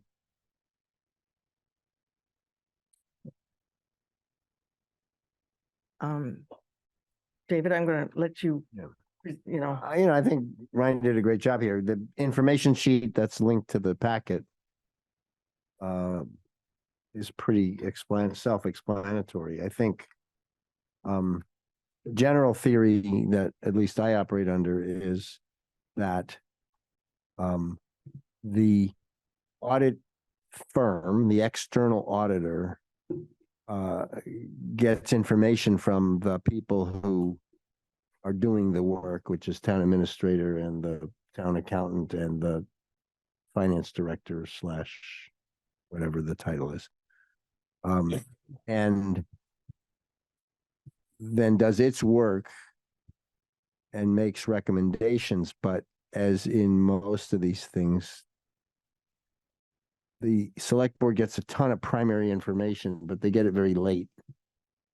I'm not saying it critically, I'm just saying that's how it works, right? You do your process and then present, and we do this, all the time. We have the rate setting group and the this and the that, and we have to, bless it or not bless it, but it's really after the fact. And I believe that, at least from my own experience, having been involved in many, many audits over the years, things come out, recommendations come out, and there should be an avenue to explore it with the auditor during the process. And again, like we did with the public utility thing, there was kind of a working group that had the recommendations and was able to influence us along with the professionals in the process so that we were more guided by people who had spent time on it and really thought about it. And I believe because audit is so intimate, financial health of the town and the process by which we do all these things,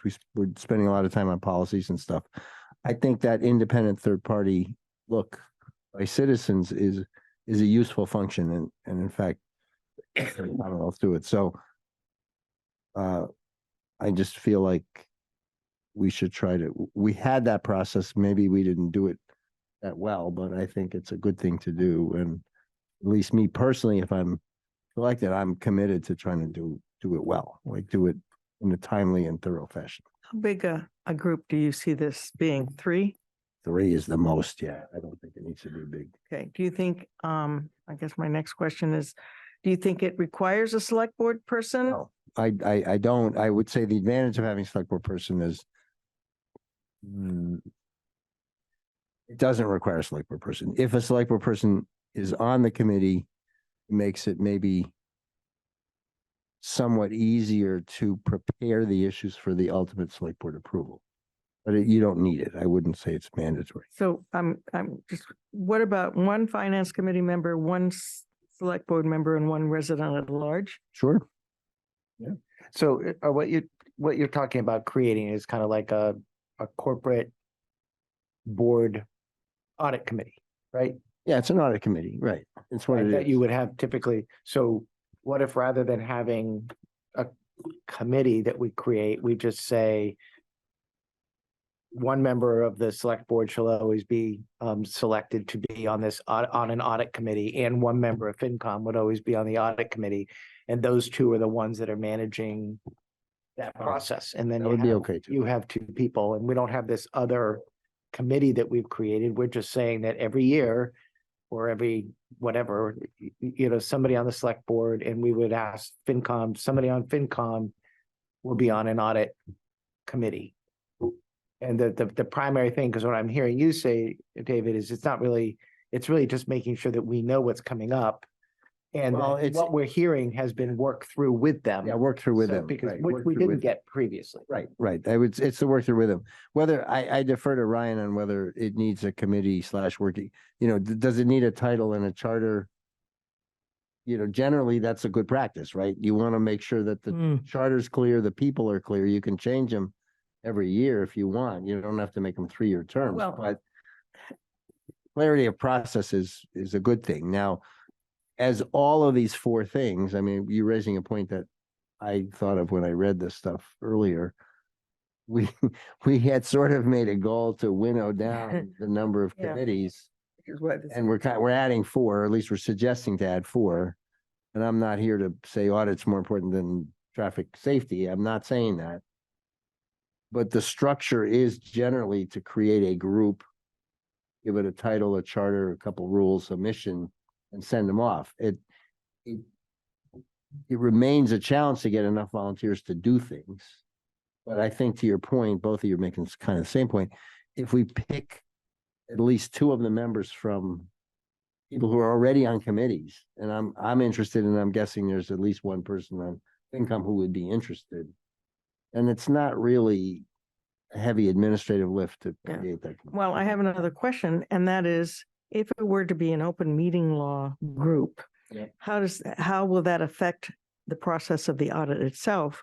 Because you can't meet with the auditor without Good point. posting it, and so I think it might be better just Well, being, you're allowed to have, yeah, it's a good point. You're allowed to have a working group, right? What are the rules of? the working group is different.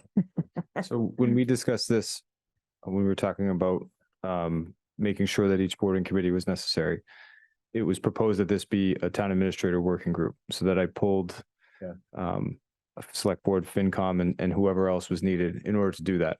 The point you're making, David, which I take as a strong point, is there's not a lot of, if I'm selecting the group, then But if you're It is an guided to select one select board and one, He can't, FinCom, you we cannot do that, because then it becomes an open meeting law if thing. I because create it- We are directing his work. so if I create the group, it's a working group. If you create it, it's subject to open meeting law. okay?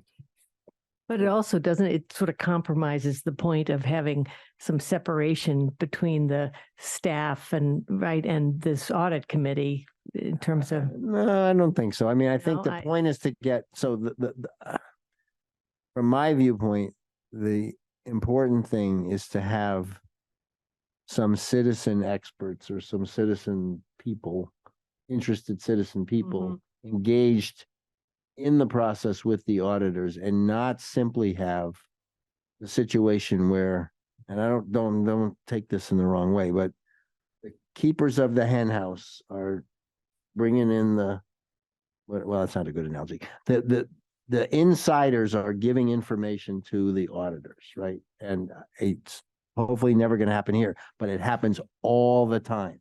That management curates what they give auditors. Auditors don't do as thorough a job as they should. They come up with their statements. We get it at the 11th hour. We don't have the depth. And, we bless it. We say, that sounds great. Town's doing great. Maybe it's not doing great. So it's a good practice, in my opinion, to have savvy people not involved in the day-to-day to Mhm. come in and be observant of that. It's another check. the mechanics of whether it's working group, committee, it's a very good point. If it's Mhm. open meeting, but is there anything, I don't know enough about it to say that there's anything that couldn't be an open meeting. But it would be easier if it wasn't. Well, I'm just, no, it's, it's not that I don't want it to be an open meeting. I'm just saying that if you really want to be working while the auditor is actually doing his audit, Well, we're it's good. not quite that granular, but Well, it's between, What I'm, well, I don't know if you've been involved, you've been I've in been business. involved. You've been involved in it. yes, and There's field work and you don't need to be involved in that. There's all kinds of, body and fender work and that goes on for a while. And then they get to the point where they've amassed their data and they may have questions and they have some observations, but they haven't yet written their report. That's when you want an oversight in there to make sure that those, you understand those questions. Maybe there's some things you recommend that still need to be done before it becomes, once they crystallize that report, it's pretty hard to uncrystallize. But isn't that, so if you think of, I'm just thinking of the way this is done in the corporate world, right? That all that work that you were just talking about is typically done by the CFO. Yeah. Right? And it's not brought to, we are the board, right? We're the corporate board. Yeah. And, and so you have to expect that the auditors is doing their job, right? And you have to expect that your CFO is doing their job. And if they're not doing their job, you have to hope that the auditor is going to find that, right? That's why you've hired them. And then it goes to the corporate board Yeah, that's not generally there's an audit committee on the board. of the board right. Of the board. that gets involved. Not at the very, no, They do. It depends on the company and I don't want to be overly broad. process though. What? They're not involved. Well, I didn't say that. I said you're not going to be in for all the body and fender work, but the audit committee, at least the ones I've been on, and I've only been on small public company boards, not big company, but it's a pretty formalistic thing, but it's before you finish. It's in process to a degree. Right. And that was. It is an oversight. It is an oversight. You don't want to just trust the CFO and the auditor.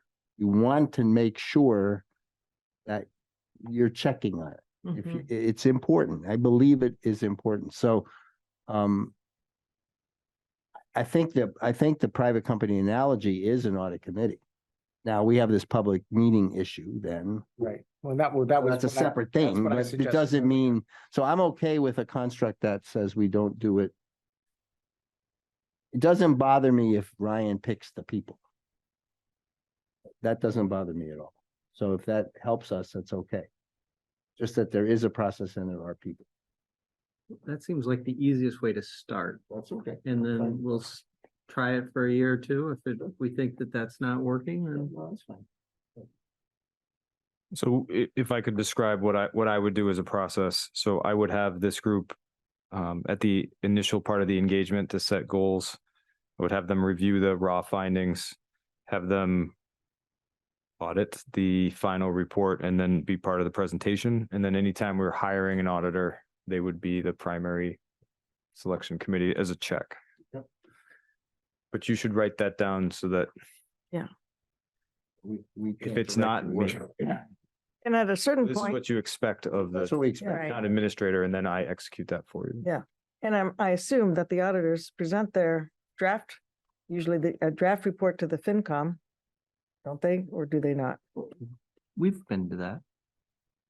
Yes. Yeah, that's I've been to right. that. Without, we had a We- committee then. we- right? Well, No, you and I it was- remember, It was sat kind of around. like a committee. Right. This year is not a good example, and so I don't want it to sound like how it's going to sound, but we invited a lot of people and David showed up. I think it's because the process was rushed and late. If we followed a prescriptive Okay. process, I think. the But my finance- schedule was already filled and I've been at all the other ones every year, so. So if there's a layout, if I understand the expectation, then we can follow that process. Because usually in the management letter, that's what, personally, that's what I want to see.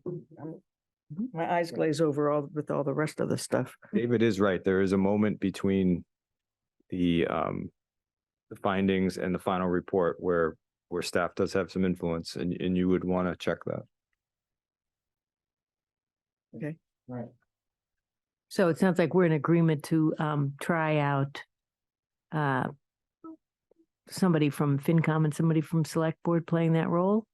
Yeah, we can't be. We cannot We're- prescript, we cannot. Ryan sort of. So you're saying Ryan we're going to direct Ryan to do that. it Okay. direct Ryan to You should Okay. pick as appropriate. have a working group too. Okay. So that's the audit committee. Cemetery task force, we've talked about. Traffic safety committee. Used to be the police and fire department, and as a start, and who else was on it? Do we remember? There were a bunch of people on it. Yeah. I think we should Ryan, look at that as he's suggesting here.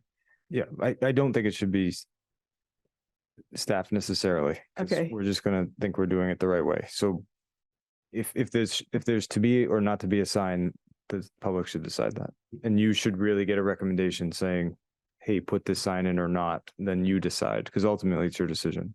So we're getting, for example, a resident said, I want you to put a speed bump in the road. Well, it's very easy for us to say, like, you can't, because that's illegal. But if there's some speed control measure, that should go to a board that can think about it and then bring it to you so you can decide if you're going to do it. Yeah, I mean, I know in my own neighborhood, I think there's a couple of places that should say slow curve. But everybody wants a sign. So Yes, if you just okay. allow everyone, then Yeah, all right, that's great. Nathan does it, but everyone else. No, I do, several signs. I think it needs a Various new places. name, though. I Not to like that. mention. What, the sign committee? Something. Something. Why do you think it should be different? It's because it's not going to be doing, As a town, Carlisle is good at a lot of things, but you're terrible at branding. Your name. If you called it the traffic safety committee, pedestrians are part of the traffic, right? Or is it implied that? Well, actually, the pedestrian was added, I Mhm. believe, when we added pathways, when pathways was disbanded. I think Yeah. I was on the board when we came up with this wonderful name. The pathways committee, we disbanded, well, they disbanded. And so we asked this committee to do it, and that's where pedestrian came into play. But is it implied if you have a traffic safety committee, it's implied the safety that you're worried about includes pedestrians who might use crosswalks and things like that? Well, this was like really asking them to take a look at pathways and new pathways. No, I and know, things like but that I'm that aren't saying, necessarily. I'm saying the now time. You could just drop the end pedestrian piece, right? Yeah, as long as they still know that Well, that's if what I'm saying. somebody, if It's, somebody wants the pathway extended, that this is the committee that would be doing. it. yeah, I think I would leave pedestrians in it. so just leave it as is. We'll just. I think we put together an RFP to have a company do a marketing study. That's right. There you Let's do go. that, yeah. All right, so are we going to task our town administrator to bring us a charge for this Will you take public comment, please? It's court. court? Go ahead. I'll try to be brief. So first of all, I just want to start off, you can't pick up a mosquito today without reading articles where we want people to get involved with town government. Regarding the Traffic and Pedestrian Safety Committee, that is a committee where I think people will want to get involved. There's important things that need to be done there. People have ideas and they will want to participate. I think it would be good to open that discussion up for town comment as part I of an believe open that's what we meeting. just did. Okay, so that's going to be an open meeting? Yes, we asked our town administrator to bring us a charge for a new committee that would be holding open meetings. And then we would, once we had decided what that charge agreed on it, then it would be opened up to invite, We have a yeah, process on that. volunteers Okay. to assess. I'm sorry, it's already a committee. It has the charge. Pedestrian We just safety, need to right. recharge. We would ask you to be Recharge. come back with a proposed revision. Yes. Yeah. Okay, and so that committee would follow the new Carlisle Committee appointment policy laws? correct. Okay, terrific. Okay, sorry, I misunderstood that. So likewise, is that also true of the audit committee? No, the audit committee is not a committee. It's going to be a working group. Okay, I feel that of all of the ones we've discussed, that one is probably the most important it's a guiding committee ultimately for an audit. And I think it's one that the townspeople may want to participate in. So I'll leave it at that for further consideration. But I think of all the committees, That's one that is going to guide the way that we audit our finances. And people should have the right to see how that committee is setting up the auditing process. And then finally, the cemetery committee, is that one that's going to be opened up, or is that a working group that's going to be specifically guided by Brian? That's also a committee. We're talking about a task force, actually, where task they'd be force, but given it's- a specific charge to, look at these various things about the cemetery and then come back to the select board with recommendations. And then their task would end then, and then whatever the select board decided to implement might or might not involve establishing an However, task ongoing forces committee. also are open meeting law Right. bodies. Court, the distinguishing thing there is that a task force is a finite period of time, but it's still open to public meeting law or subject to meeting. Okay, thank you. Okay. So we came to a conclusion on the audit committee. Are we, did we say, yes, we want to develop a charge for a cemetery task force? Yes. And that's something we're asking the town administrator to do, or his designee? Okay. Yes. And then we've asked the town administrator to revise the pedestrian safety committee charge. Right. And we are And revise and We're revive. tabling the building the building committee until later.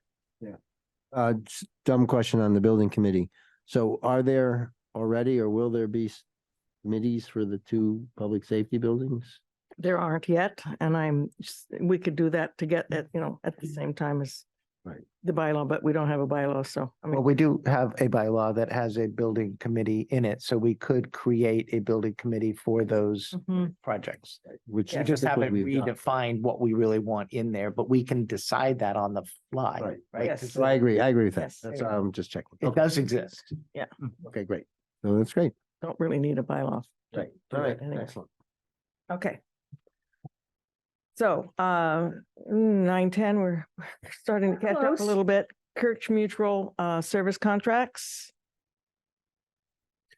So the board has seen these or a version of this. It's the same license agreement for each. So the town does provide plowing services to the town faith organizations. The informal agreement prior to this was in exchange for that service, the town would have use of the buildings and space around it, specifically the parking space or overflow parking for events.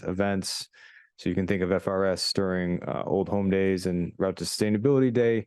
The Catholic Church parking lot St. Irene's is used for fire department hose testing and driver training. And the Congregational Church is used for a variety of functions and its parking lot space. To include currently, we have agreed with them to use 6 spots to free up the charging stations at the school. So the agreement and the use of the parking, as long as it doesn't interfere with the primary function of either, is a mutually beneficial arrangement. So these license agreements formalize that. They can be changed over time and edited, but this would provide winter plowing services in exchange for a license agreement to provide those functions for the town. The reason why the staff is recommending that this is an important agreement is because of the many things that the select board and other committees talk about, which is the need to find space to do the functions that we have. For example, the fire department can only do their hose testing at St. Irene's. There is no other place where that's functional in the town of Carlisle. They would have to go outside, which incurs additional cost. Also, during COVID, it was proven that these spaces were necessary to provide town government services because the municipal buildings we have do not have enough space to provide things like vaccine clinics and other exercises. And God forbid we had any emergency response to some type of incident in town, we would be using those spaces in order to provide that service. So we are not the only town in Massachusetts to do this. We should have an agreement. It shouldn't be an informal arrangement. And we believe this addresses the concerns that the select board asked me to look into and that some residents have brought in terms of a concern. Okay. There is a motion on number 8. in your packet. I move that the select board approve the license agreement with the Carlisle Congregational Church as presented in the packet pending legal review and or minor grammatical revisions. I move that the select board approve the license agreement with the First Religious Society as presented in the packet pending legal review and or minor grammatical revisions. And finally, I move the select board approve the license agreement with St. Irene's Catholic Church as presented in the packet pending legal review and or minor grammatical revisions. Thank you. Second, Second, thank you. Any other discussion? Just, oh, go ahead. do we know who on the church side has the authority to sign those kind of agreements? Yes, and I should have mentioned that we met with we reached out to each organization and they sent a representative to a meeting and we all discussed this. There wasn't a lot of disagreement. There was some questions back and forth, and we have identified the signer from each organization. Thank you. And I remember reading somewhere about this that, for instance, for FRS, there needed to be sort of a rewrite of the, what was the attachment that listed the services, something about because they have limited parking spaces or something. The reason I'm raising this is there going to be, do you have to make some,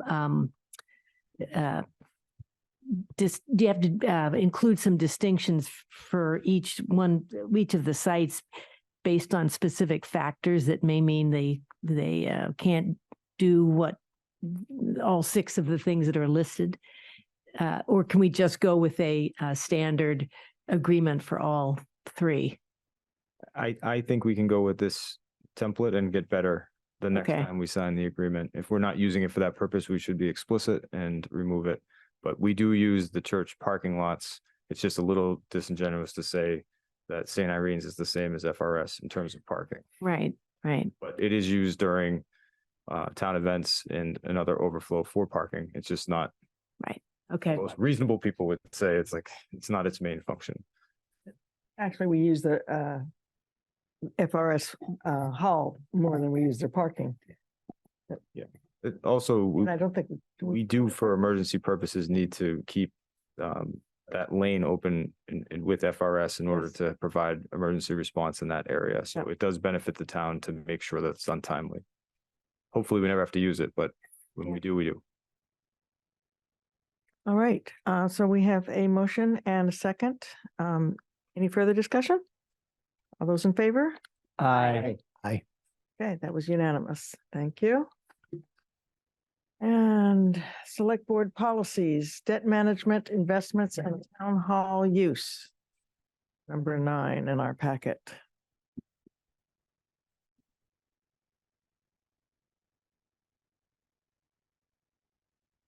Take them one at a time.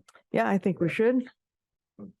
So I just have actually only one question on the debt one, which says debt in B, right, it says debt limits 3 to 5%, I guess it is.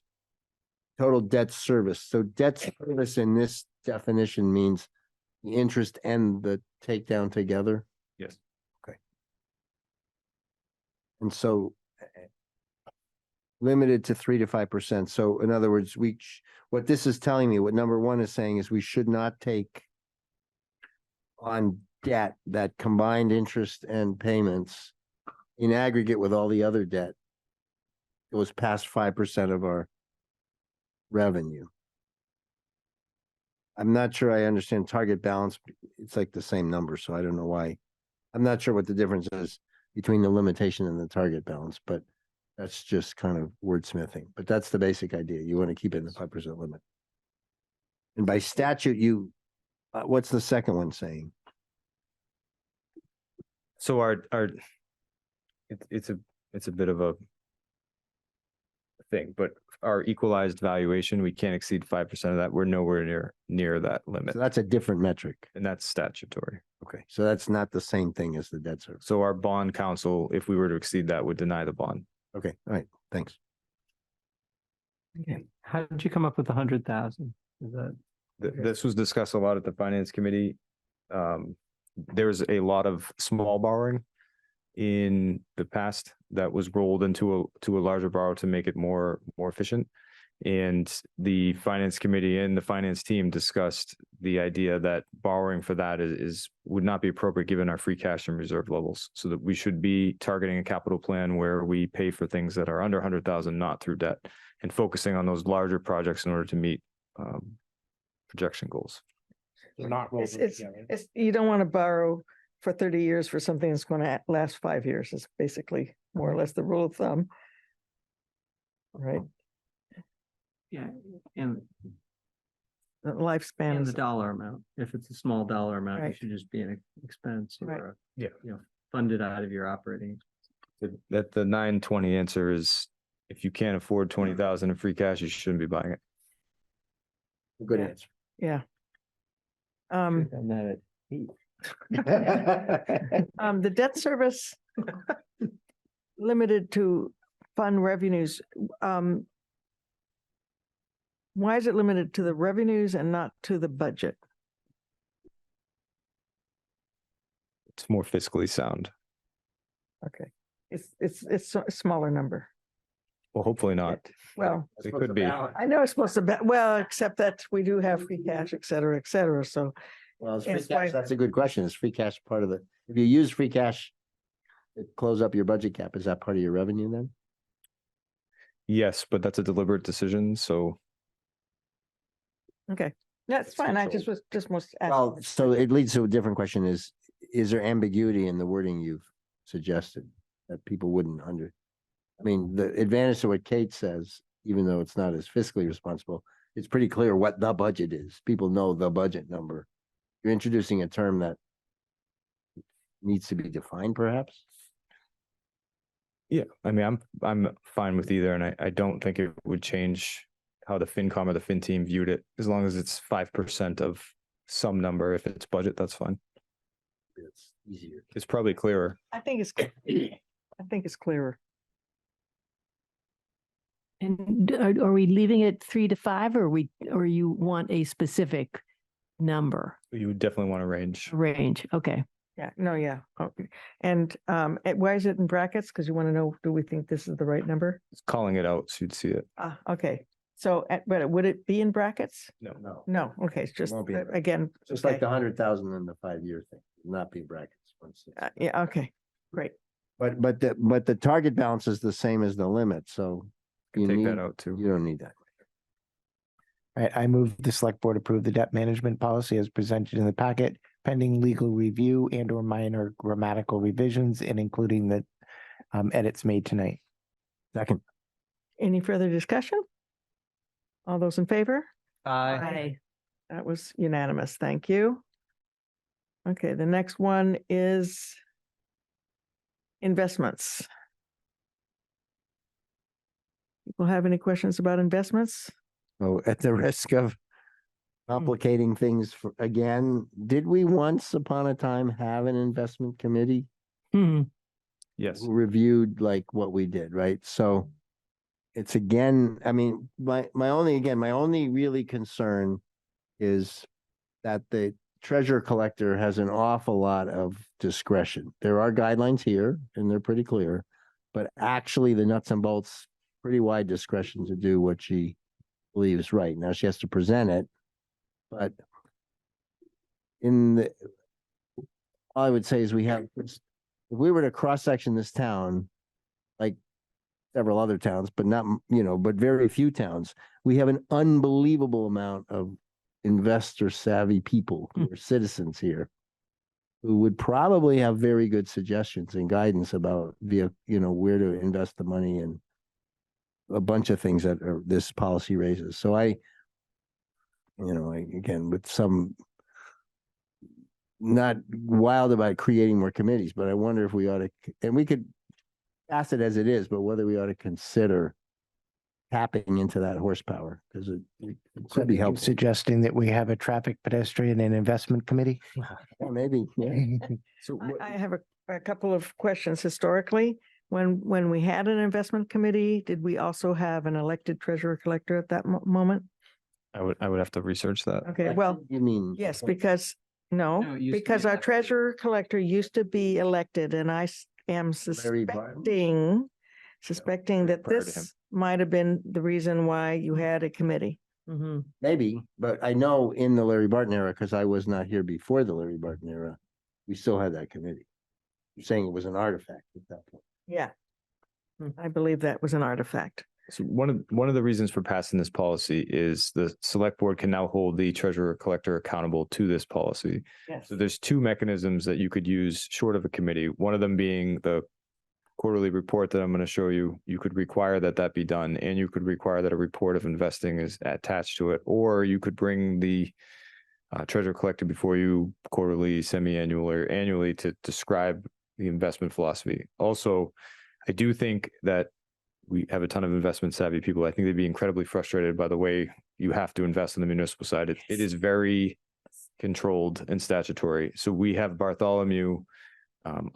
I don't know a ton about it, so I brought them in and they walked me through it. And the discretion is very limited, but that doesn't mean that you shouldn't monitor it and have some controls on it. So I think an investment committee is overkill, but I do think there are controls you can put in place to make sure that this is followed, because that's very important. And is this, oh, go ahead. No, I was just going to say having a policy is the first step. Policy is very good. It's very well written and I support it completely. And I think, I agree with Ryan, the controls are very important. And I was suggesting that there might be some value add to, citizen expertise, but if that's not worth it, and we don't have to start with that, certainly.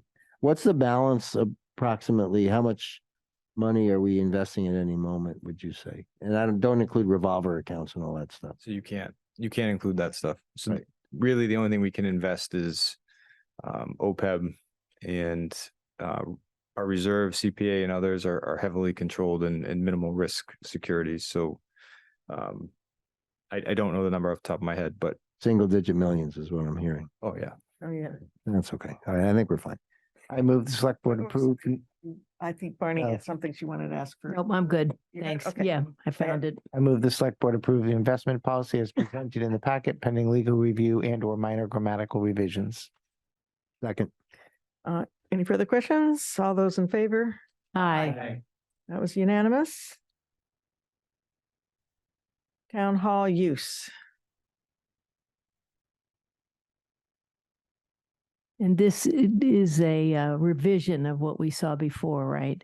That includes the result of some of our discussion. Our discussions, what I got out of it was that we definitely want a town official. By official could be an actual employee or somebody like us who serves on boards, to be responsible if an outside group comes in and not leave it to their own discretion and getting a key at the fire station. Right.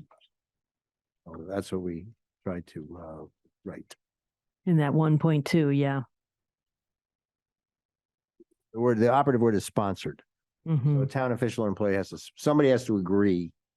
The Cub Scouts want to have an event, it's okay, but they got to find a RecCom person or Mhm. a person, somebody says, I agree and I'm responsible and I'll be here, or if it's during the day, Right. maybe it's Aubrey, I don't know, but it puts one extra, it removes the responsibility from some civilian to have to do all that stuff. And it Mhm. does make sure that somebody who's understands, takes control. So. Okay. And as I read this, we may not have it yet, but right, the idea is we're going to come up with a better electronic form for being able to reserve space. Is that the idea? So this form would automatically email to the town clerk Mhm. for review and approval. And then it's the same thing with room reservation. So Yeah. it would automatically go to them for approval, and then they would put it on the town calendar. But only a town official or staff member would be able to submit that. Anyone can, but if you're not following the policy, we'll. In the form, there would be, did we do a form of a form? There would We be didn't. if you were an outside group, you'd have to list the name of the sponsor. Yeah. And And then, I of course, assume they then would the check clerk would check back. with the sponsor. Yeah, of course. Right. So I move that the select board approve the town hall use policy as presented in the packet pending legal review and or minor grammatical revisions. Is there a second? Second. Okay, Barney seconded. Any further discussions, questions? All those in favor? Aye. Was unanimous. Thank I you. just want to be clear, it's not like we're blowing through these things. We've just seen these a number of times, so Yes. we've already had a lot of input and Yes, good point. Town administrator report. Good job, we're caught up. All right, some quick updates on what's going on in town hall. The Heald and Parliament conference room upgrades. One set of IT equipment is in, the other is pending. These will be touch view screens and the hybrid meeting capabilities that we've been touting. So you'll see those, I hope, before the new year. Microphones, we want to test these before we use them because we don't want you to continue to be frustrated. So they're going to come in for a test. It's either late this month or early next month, and we'll test them, and then we'll see if that's a better solution. This does seem to be improving. The changes they made seem to be improving the quality, according to Aubrey when she was on the other end. So, Okay. Well, but microphones would also help improve it as well. Kind of stalled on the land use file project and the cubicle project upstairs. We're just waiting for the land use departments to make some decisions. So, I'm not going to badger them anymore. When they're ready to upgrade it, then we'll go. The human resource updates we have made a selection for the new land use and sustainability coordinator. Hopefully we'll have that person all signed up and ready for your appointment at the next meeting. Can I interrupt you?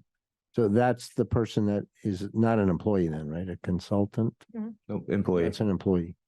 Is that inside the 30,000 that we? It doesn't touch 30. Okay, it's not part of that. Okay, thank you. We are interviewing candidates for the assistant town clerk. This is Peggy and Aubrey handling that. We believe that will be resolved by your next meeting as well. And then going to advertise Janine Blum's old position. This was Historical Commission, CPC, and MFC at 19 hours a week. And we're writing a clear job description for that. So I brought it to the board whether or not we wanted to extend the reach of this position, kind of go to lukewarm reception. So we're gonna just do the 19 and see where it goes and then make it part of the budget process. We did the policies, so I don't have to talk about that. I'm notifying you that we approved a Rotary sign, and as we continue to upgrade this report, there's a color picture in there, so you get to see it. Oh. So you are notified that the Concord Carlisle Community Chess Millennium Endowment Fund will be up in the Rotary December 1st to December 8th. All right, I'm going to save the quarterly report to the end because that's a little bit longer. We did get a request for the use of town common for a very good purpose. We checked with the FRS and they also fully support this. So the William B. Yourself Challenge is requesting use of the town common December 20th between 4 and 8 p.m. This is to sell their luminary kits. The William B. Yourself Challenge strives to give children agency over their feelings and teach them that it is powerful and brave to share their emotions. According to the group's webpage, we all experience hard things, and when we come together for a common purpose, we all benefit. So I'll stop there. yes, here's, You want me to make a Yes. motion now? please. Okay, I move that the select board approve the request for use of the town common for the Williams Be Yourself Challenge event, Brighten the Night, on December 14th, 2023, from 4 to 8 p.m. Second. Any discussion? All those in favor? Aye. Thank you.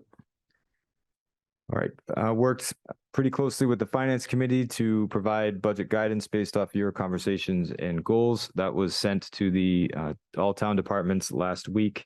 They are assembling information for November 30th, and we will have a first draft of the budget to you by December 12th, your December 12th meeting. Can I interrupt? So in the past, that guidance letter gave each department an actual target, but I understand you're not doing it that way this time, right? They got the guidance that you and the FinCom came up with, which was level funding, any additional increases called out, and then no increases on salary to be decided by you. Okay, but not a dollar cap or anything like that. Okay. All right, so Aubrey's leading a IAC, an insurance advisory committee. This was a request of yours last year and the FinCom specifically to provide more data about health insurance. This was tied directly to any changes in splits, as you keep hearing about. So the committee includes a retired employee, current employees, a representative from the select board and the finance committee. That's Kate and Lynn. while they're not statutorily able to make recommendations about health insurance, the information they're receiving will help Aubrey make a recommendation to you about splits. And then we're exploring any potential changes, not for this fiscal year, but next fiscal year in terms of deductibles and other plan changes that might save us money long term. However, I wanted to provide some data to you as we were digging into this issue more and more. So in FY23, our actual expenditure on health insurance was 1.35 million.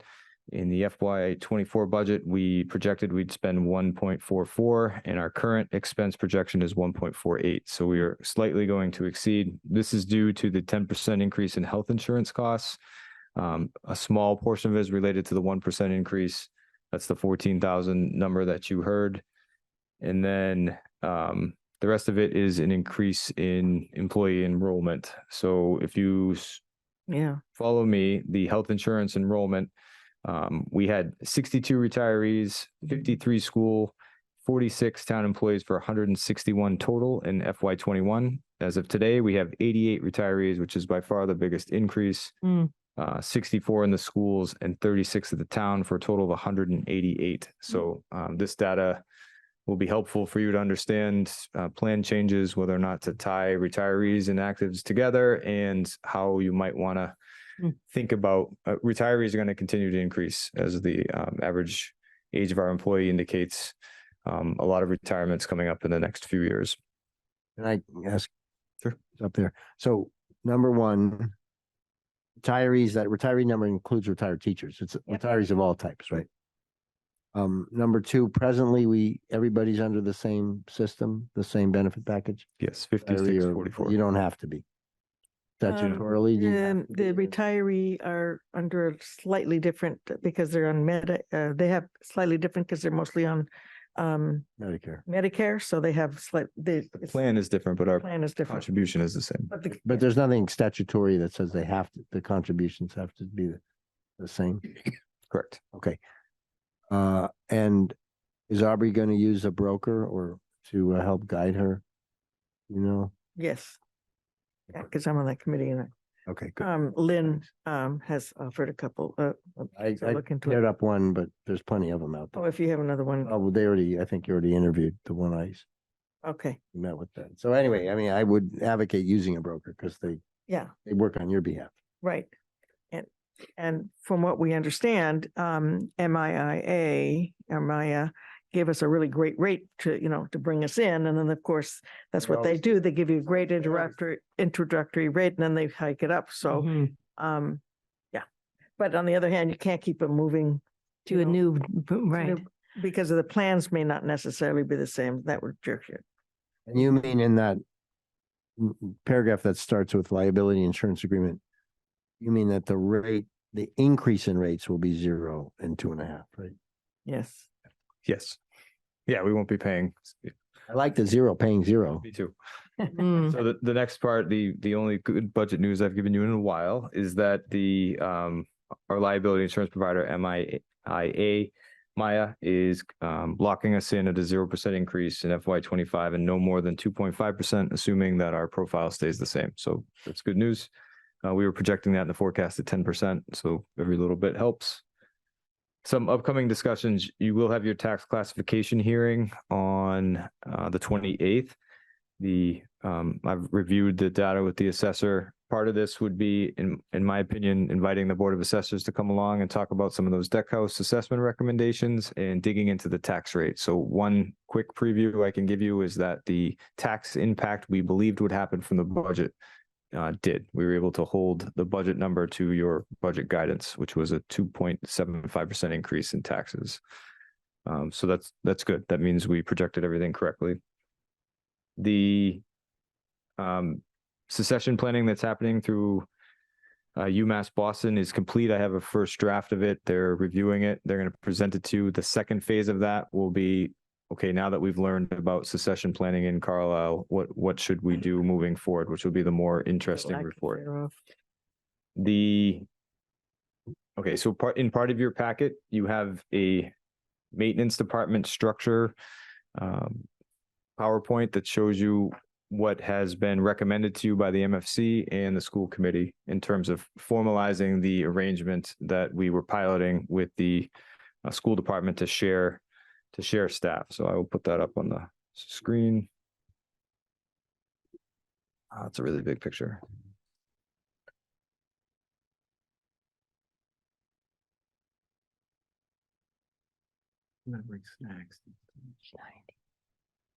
Okay, so what this is what it would be in a perfect world, because we have human beings currently that are in these positions.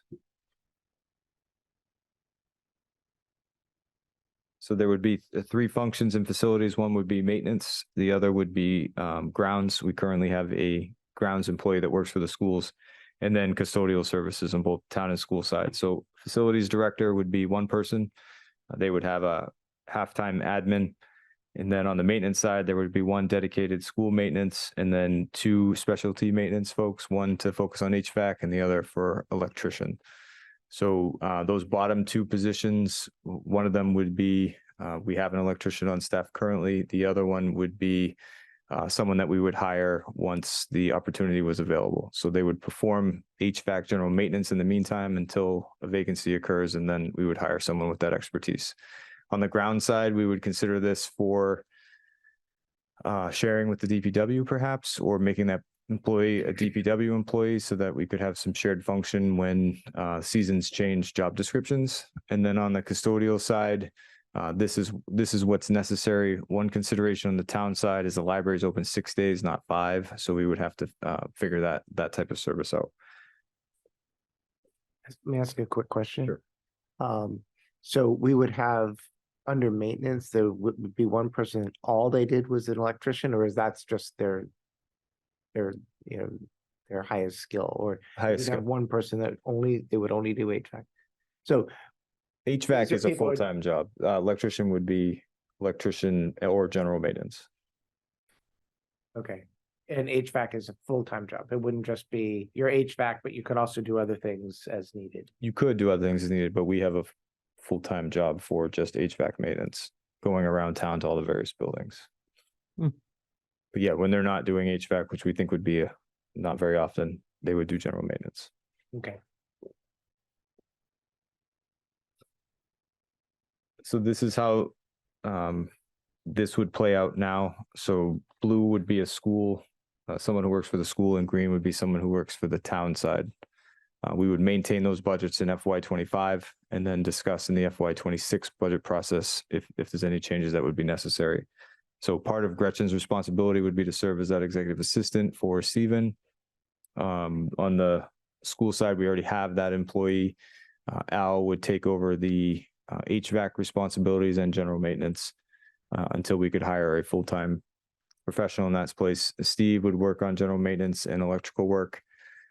Eventually, this grounds person would be a DPW worker. That's what we're projecting. And then right now, school is fully staffed for custodial. And on the town side, we have a collection of part-time employees that will eventually become one full-time employee. And that would include the library. Yes. Yeah. This fits our regionalization kind of goal. I mean, it's a first step in thinking about it, but it certainly, can you talk at all about some of the savings that we would have from this? Or is it just the synergy type savings? So the employee costs would be relatively the same. The efficiencies would come in centralizing the maintenance function. So each department has a maintenance line that we would consolidate and use to pay for some of these services. The MFC would, and this still has a discussion on the school side, would oversee all of this department as a volunteer board providing guidance and oversight. And then this would be the staff of that maintenance department. So rather than relying on our great MFC members who are physically doing maintenance in town, they would move into an advisory role, and then we would have this fully covered and a good chain of command for it. It seems to me like from this one here, it's still other than the Stephen role, which is now overseeing everything. It's still pretty segmented. The school has their 5, or under maintenance, the school has 1, or under maintenance are those, because I don't see a name under school. Are they still doing just the school, or are all three of those people under maintenance now working on all the buildings? So that would be their primary responsibility would be the school has enough for a person to focus just on that. However, when the HVAC or the electrician were on leave and vice versa, they would cover for each other. So there'd be some resilience in the So there's cross training. same thing with if the DPW, if that's a DPW worker, then any of the DPW staff can fill that role. So you'd never have a hole. But for example, if you hired a licensed electrician, that would be one of it. They would do all the electrical work they could for both sides, right? Yes, it would be town and school. So this is just where they exist in the budget. It's not really where they would live. The idea eventually would be that it's just a department. I had a question, I forgot what it was.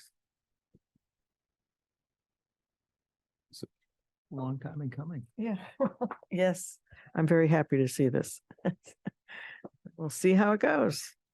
Yeah, and it's great also that the school committee and superintendent have all signed off on this Oh, too. That's what I was gonna ask about. Is there any thought to if the MFC is going to be the one that's kind of the policymaker of this, that to change the charter to specify that a school committee member would be on it?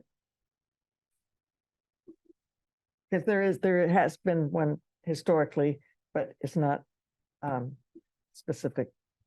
I think that'd be a good idea. So we might want to, when they come in to talk about, we might want to consider that. Consider what? Consider putting, specifying that one school committee member would be on MFC. Oh, yeah, yeah. And one school Wasn't that committee. used to be? No, Still is, yeah. well, there is one, but it's not, because we saw to it that they stayed on there, that somebody came in when one of their school committee members went off, but it's not specific in their Your charter that so they, We should change it. I agree. And the select board member. and I think we should have a select board member as well. And there's a conversation to be had between this board and the school committee about school buildings as well, Yes. being a part of the full envelope. That is statutorily two separate avenues, and discussing how that's going to be shared is important. So the MFC is slated to come visit you in the next meeting, just to inform you, they want to talk about budgeting and how what their role is in the budget process and the oversight of capital and maintenance. And then Barney did request that we talk about the TA review process and lessons learned from that, similar to the town meeting discussion. So I'll do quick staff recognition and then a quick overview of the quarterly report I gave you, and then the agenda, and then I'm done. So Aubrey was able to secure a town wellness grant from our insurance provider. So what we're going to be recommending to this board is that we consider the banning of plastic cups and plastic utensils for use in town hall. And part of her grant was to get folks some very nice water bottles that we're going to use to celebrate this, and give them out to anyone who needs them, residents that are coming to meetings, town staff and town committees that are coming in, so that we have a sustainable option for water consumption. It's a good job and idea from Aubrey. Want to recognize Steve Canary for his work on our town facilities. So he's a fully engaged employee, as you know, tireless, cares about the town buildings quite a bit, talks to me about them a lot. Some stuff I understand when he's saying it, some stuff I don't.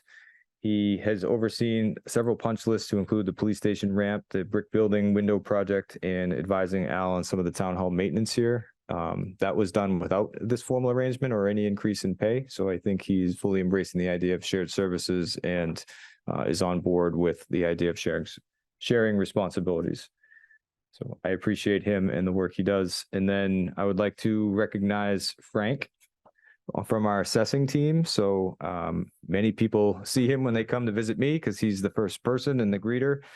I think this is going to shock you, but some people come in and they're not happy about their taxes. No. And the first person they deal with is Frank, and he is able to diffuse people just with professionalism. He's not being overly nice or anything like that. He's just a real professional presence. He answers their questions, and they always leave happy with him and mad at me and others. So we really appreciate having Frank there.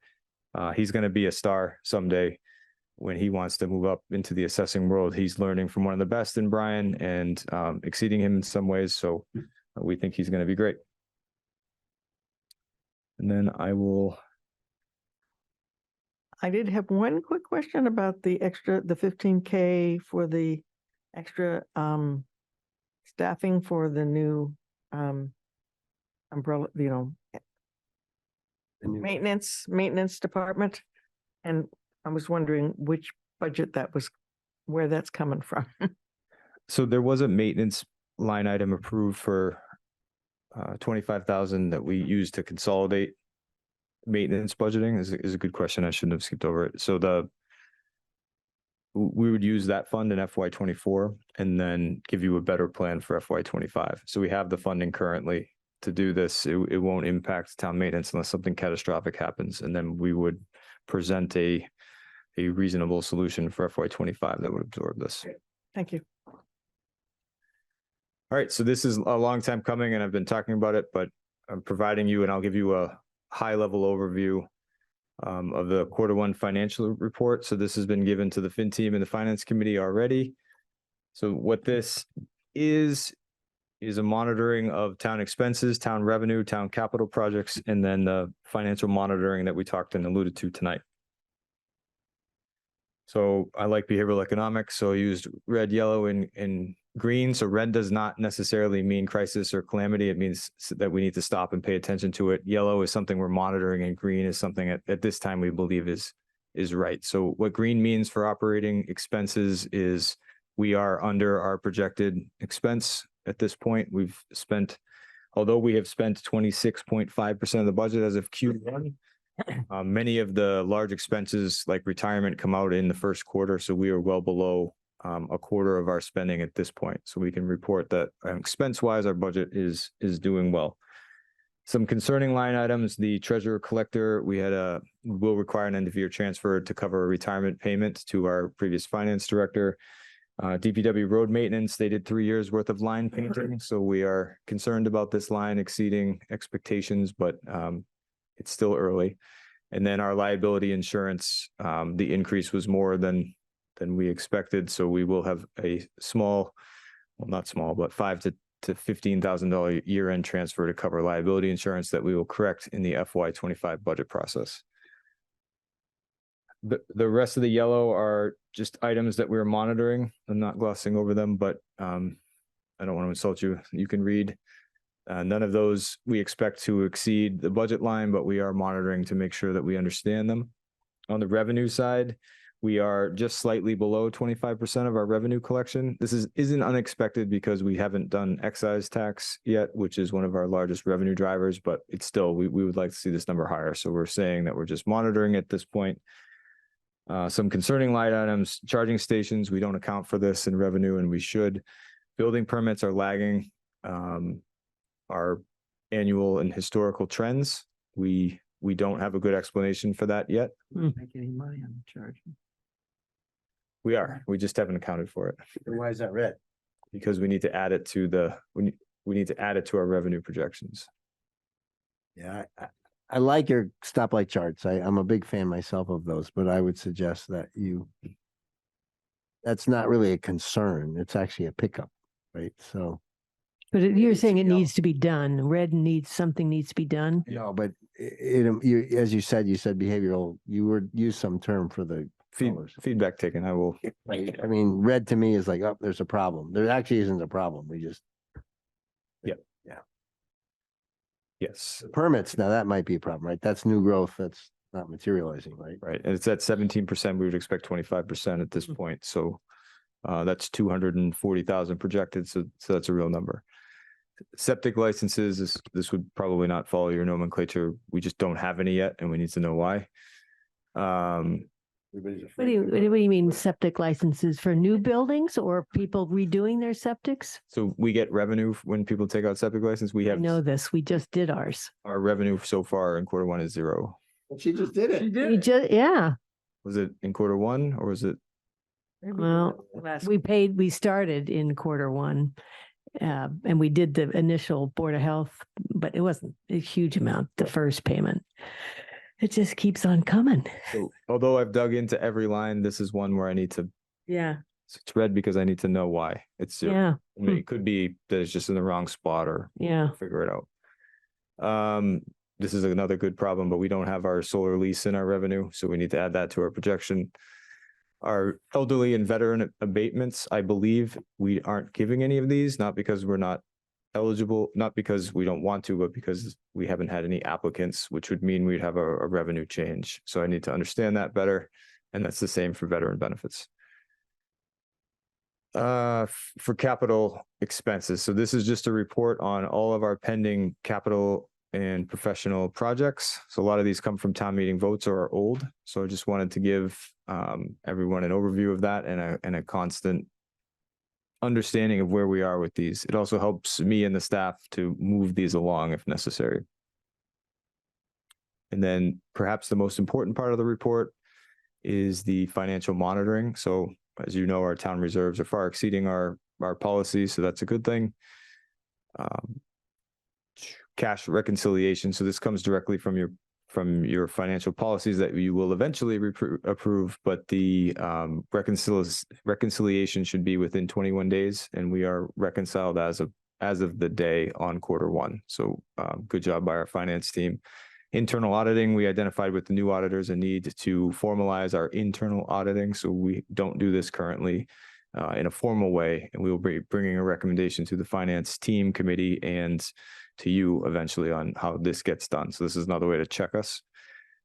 Department reconciliation. So this is done by our accountant, but we do not think all departments take it as seriously as they should. So we send out a budget versus actual, and we expect them to respond and say that the numbers that we are reporting are the ones that they are expecting. So some of that is because we don't control every department, and some of it is because we need to be more firm on their ability to respond. And lastly, the external audit, this is just underway.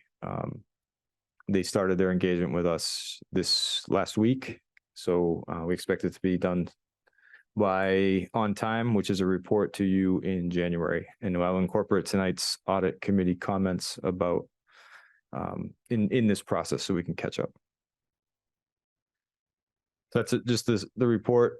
It'll be quarterly. It'll track the budget. The last quarter will be an end of year, which will be an important document for you to understand, but looking for your feedback, not necessarily now, but on this report, how to make it useful so that you can do your job in monitoring and finances of the town. It's excellent. Thank you. Yeah. Thank you. Yeah, it's Yes. great to have this now. Just on the department reconciliation, it says you recommend reinforcement of this monitoring procedure from the finance committee and select board. You should just tell us what the select board can do to be helpful. So we send out a report asking departments to confirm, and they need to do that. So what would the select board do to follow up on that? What I would do is I would send out something that says you need to do that, or Coming from the select board, maybe you don't need the money. Not from you, but from us. from us. Yeah, okay. All right. We should consider that then, for the next meeting. Maybe you don't need them. Yeah. Yeah. That's me. So I just think your financial monitoring, as to many of David's and your points, should be serious. So Yeah. we're gonna send a report out. You should look at it. Yeah. Yeah. We'll look at it. Okay. If you want, we, Respond, yeah. want us to draft a letter to bring to the next meeting for approval to be sent, Mm-hmm. I'm not sure what. you side of the asked. table. That Brian and I would draft a letter to be sent to the departments that.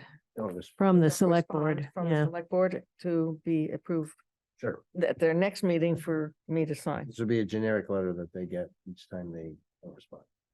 Yeah. Right. Okay. This is the draft I'm starting agenda. to lose steam. I see that. I think a bunch of us are, so we gotta, let's wrap it up. Yep. Yes, let's wrap it up.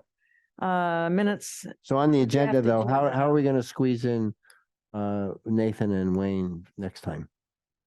oh. Or are we gonna squeeze them in? Where's the, They're not currently on, they were on Hmm. today, but Right. what I heard is they're Looking at gonna the wrong- present next time. let's look Nathan, at do you want to this. do it next time? We would like to do it next time. Yeah, because- To get it going. Yeah, got to get it going. And we, just for Wayne's schedule earlier in the night, better. How much time do you feel you need?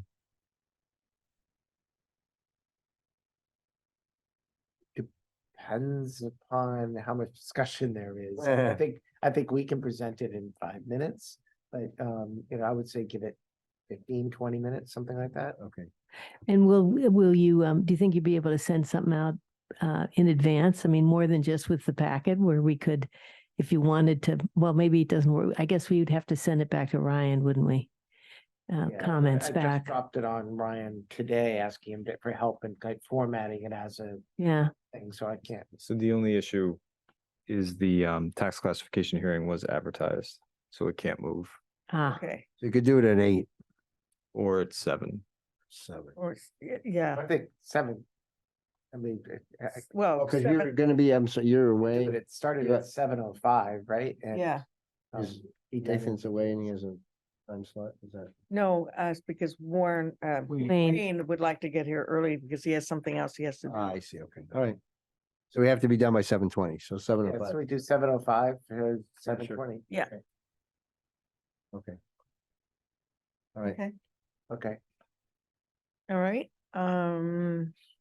Maybe we won't have appointments and resignations anyway, and we can put that after the tax classification hearing. Okay. Alrighty, minutes and warrants. minutes and We warrants, don't have to do anything with warrants. right. Minutes. We have September 26th and October 24th. These were the most detailed, the October one's the most detailed minutes Mm. I think I've ever read. Yeah, this It's is Gretchen. Gretchen. It's Gretchen, Yeah. yeah. I move that we approve the following select board meeting minutes as presented or amended. September 26th, 2023 and October 24th, 2023.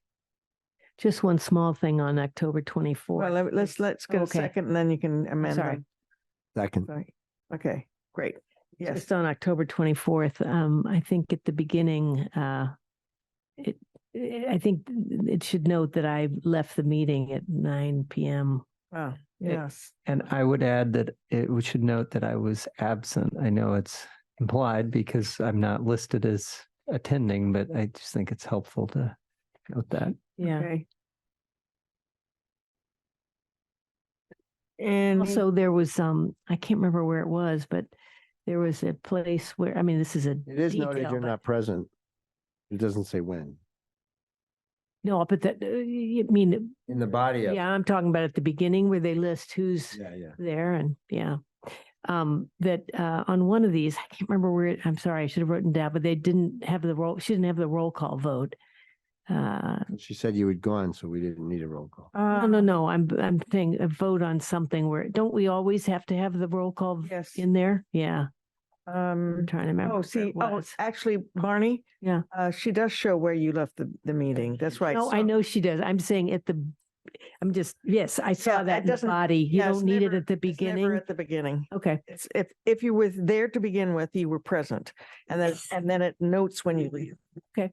That's all. I would say that I mentioned this, or Gretchen reached out to me regarding these minutes, but if there's feedback about these minutes, David, you just said they're the most thorough minutes, but everyone's looking for feedback as to how much or how little, Mm, because it is obviously time invested in creating minutes. Yeah, I would, I mean, I can talk to her. My advice would be dial it back, like, look at the way Jen does it. Jen did it pretty well, I thought, because she would get the essential points. It's an art and you got to get used to it. So it's better. I'm glad that she's thorough. But it is a lot, you're right. In my opinion, it's a lot of time and maybe a little too much granularity. You want to make sure that you cover the salient things, but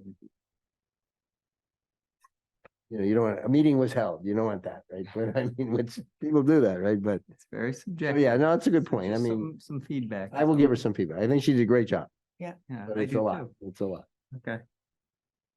But I don't want to, I mean, that's just my opinion. Some people may prefer all that. Can I just ask, why don't we have an October 10th? It's in between.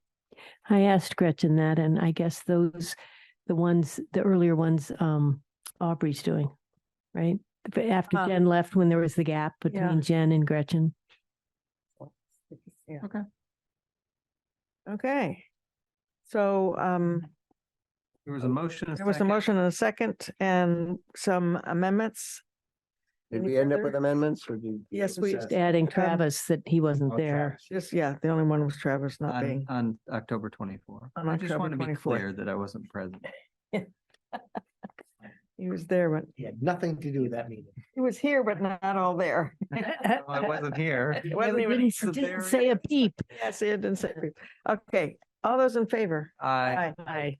Opposed? Hmm, Okay, we have the cemetery deeds and then I think we can go we home. have to vote them. We have to vote Yeah. them.